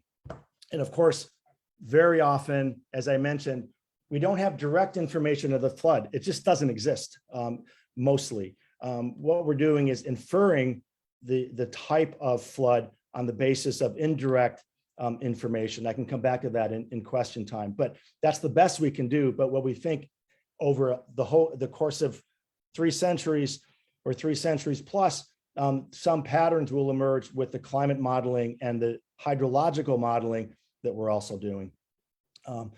Again, preliminarily, the Nile River responds to volcanic eruptions in the year of an eruption. This is a statistical representation of the Nile flood suppression in a volcanic year. And that's averaged, of course, using this Cairo Nilometer record, which then we're working back into his sources from Ptolemaic and Roman period.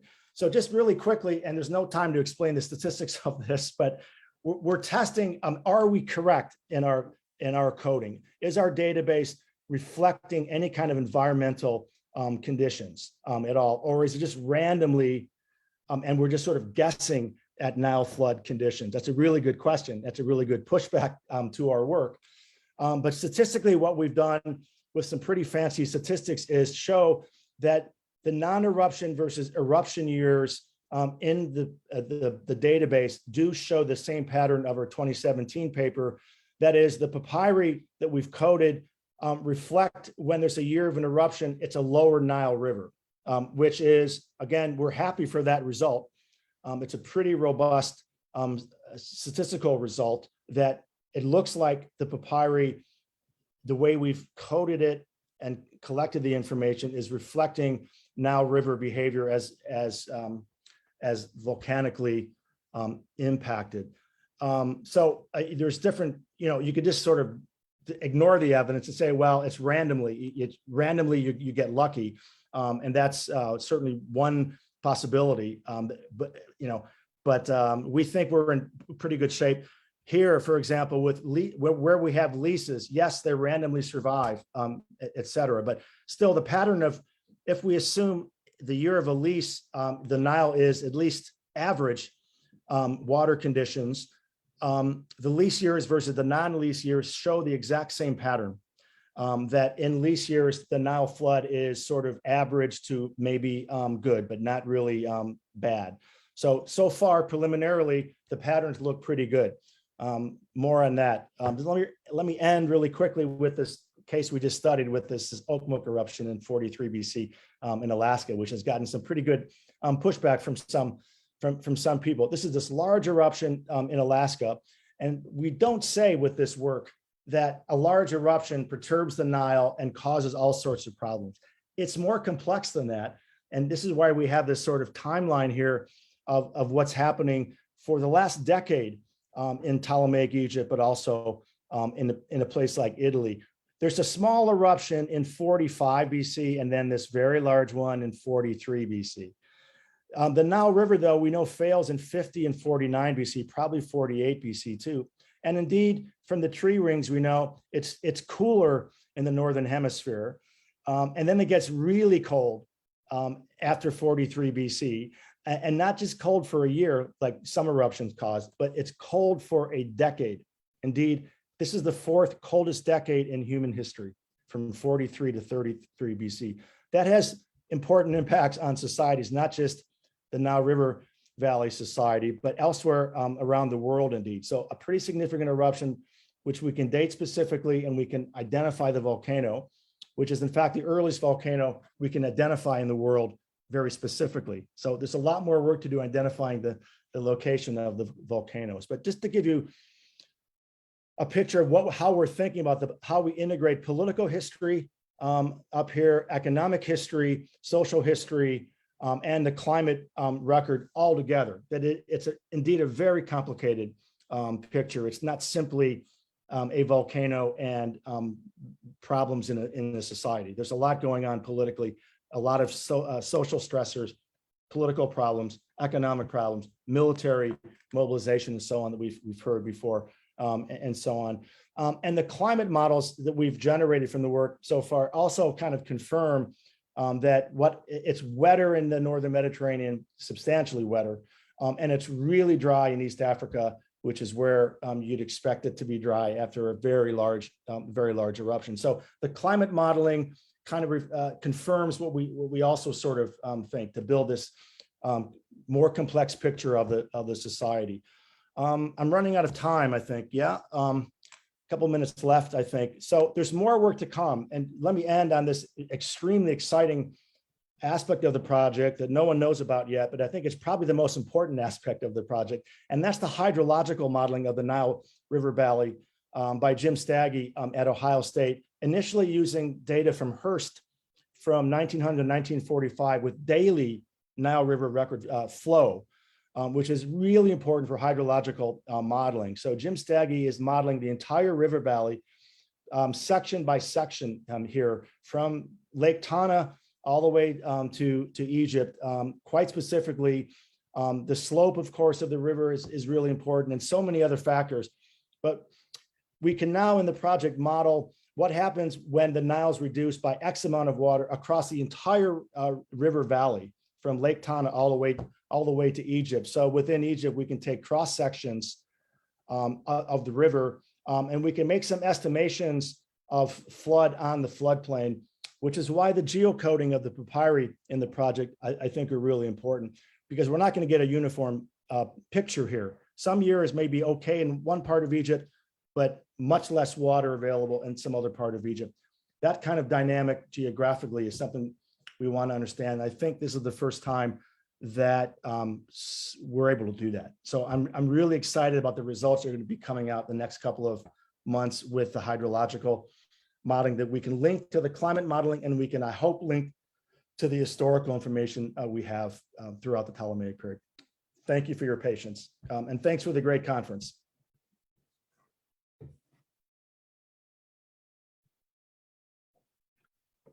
Thank you, Professor Joseph. Your paper is very interesting. We enjoyed your presentation and this new knowledge for us. Thank you very much. And Professor Clarice, you can manage your session. I'm sorry. I want to express my enjoy with this paper. Yeah. Very, very interesting. Yes, indeed. I'm sure there will be lots of questions, but I have to read it at ease to understand, because yeah, it's not easy. I'm poor. I'm not very good at the positive sciences. So yeah. We have question from Priyan, so he can talk. Who has questions? Yeah, Priyan. Yeah. You're allowed. Am I speaking? Yeah, Joe. I'm just interested in the relationship between the volcanic eruptions and the El Nino Southern Oscillation. Has that disappeared from the picture? I was just reading Mike Davis's Late Victorian Holocaust, where El Nino was the big explanation for famine across the world. So do you link the volcanic with that El Nino information? Yeah, great. Yeah, Brian. So we would love to, and there are some years in our data, for example, where there's no large eruption and, well, there's a revolt, let's say, or problems. Okay. So, and I'm glad for that, because the large eruptions are one source of variability. El Nino is another source, which are much harder to date historically. Back in antiquity, there's some possibility of looking at corals in the Indian Ocean, which have annual responses to monsoon rains, for example, that we'd love to see. If we can integrate that kind of information. There are some other kinds of climate records. But there's also the problem that large eruptions like Okmuk in 43 BC produce El Nino years afterwards. Oh, right. Okay. Yeah, so they are actually climatologically linked, at least sometimes it looks, although not everyone believes that, but so it's not easy, but and there's also natural variability of the river as well. So we have a long way to go to understanding or integrating volcanic eruptions and El Ninos and natural variability to have a complete picture. That might not be possible back this far. So we think the volcanoes give us a window. We have a window onto some horrible years. Again, the 160s BC I'm interested in a lot, because there are 5 eruptions in sequence in that decade. Some of them quite large. And so, we can hope to understand volcanic impacts, several of them in a row, but it's a good question on El Nino. Yeah, thanks, Joe. Fascinating, fantastic. Thanks, Brian. Take care. You too. See you soon.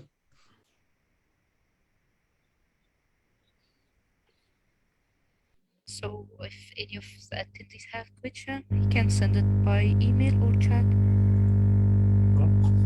or raise hand. Oh, I see one from plant fossils.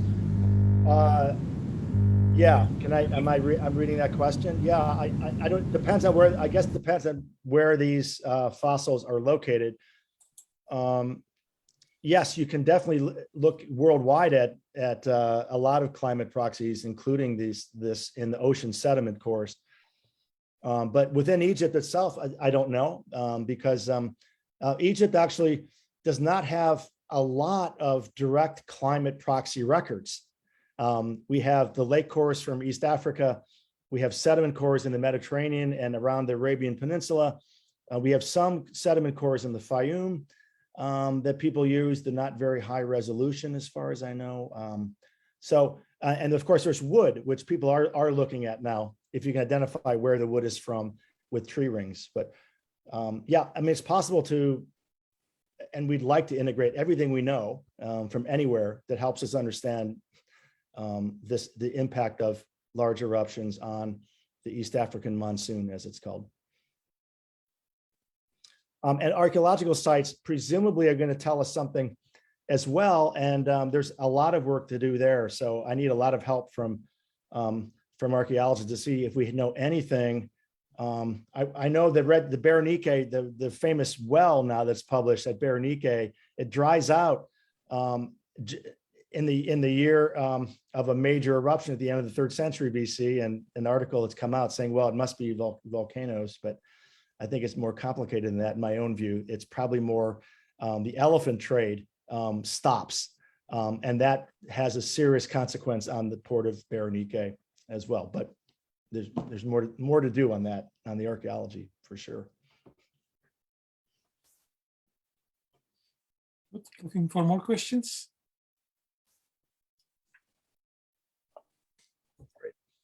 No?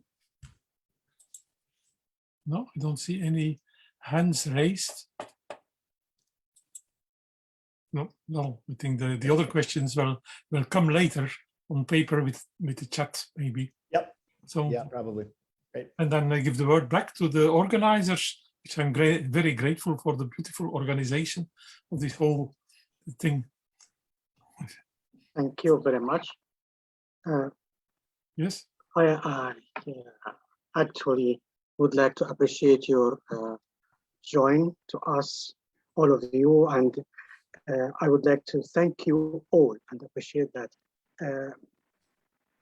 Allow me to also to say the names of all of you, because I would like to express my appreciation for this. Professor Welle Caresse, Professor Fisher Bove, Professor Manning, Professor Brian Moose, Professor Armoni, and sure also Professor Roma, Cornelia Roma, auch my dear colleagues, all the friends, Olga Kokelman and Stefan Pfeiffer, my team in Ain Shams University, Professor Nasalim and Dr. Ali Abdul Halim, also the team of the organization, Dr. Ahmad Shoki, Dr. Rasha, Dr. Iman, thank you all. And for the new generation, Sarah Nabil, Ahmad Nukshara, and Haitham Kandil, thank you all for being with us and for your lecture, for your paper, which we hope to publish all of these articles soon in a special volume in Ain Shams University. And now, if you allow me all, we would like to meet together for 10 to 20 minutes, maybe, to discuss together all the speakers and the panelists only what we have to do in the future with this conference.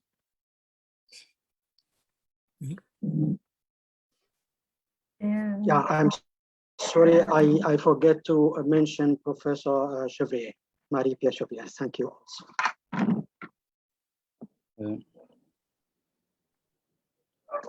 I'm sorry, I think Dr. Iman should remove the attendees because I see all the...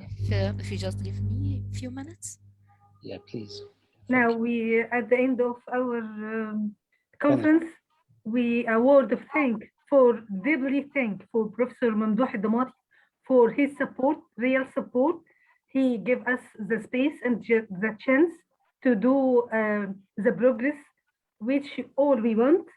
And for Professor Cornelia Romer, she worked for months for this conference and for this gathering. We wish if she was with us today.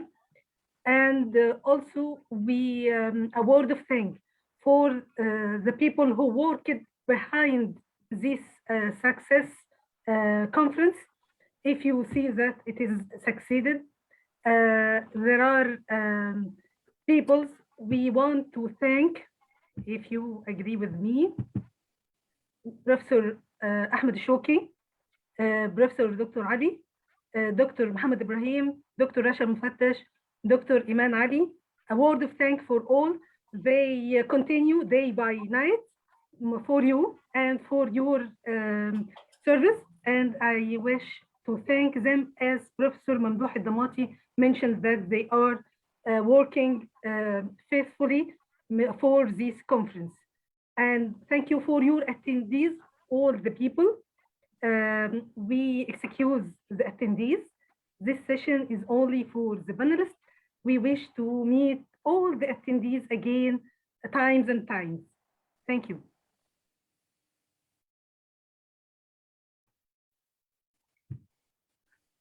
No, thanks very much. 1 minute.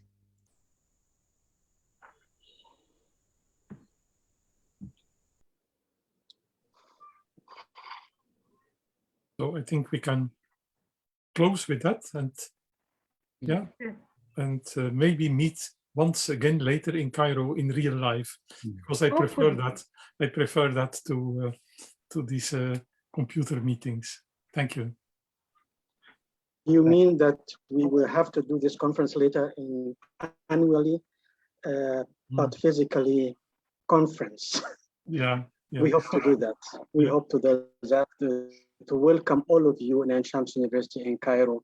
We hope next year during this time. But we would like also to ask you to finish this article as soon as possible for publication, because we would like to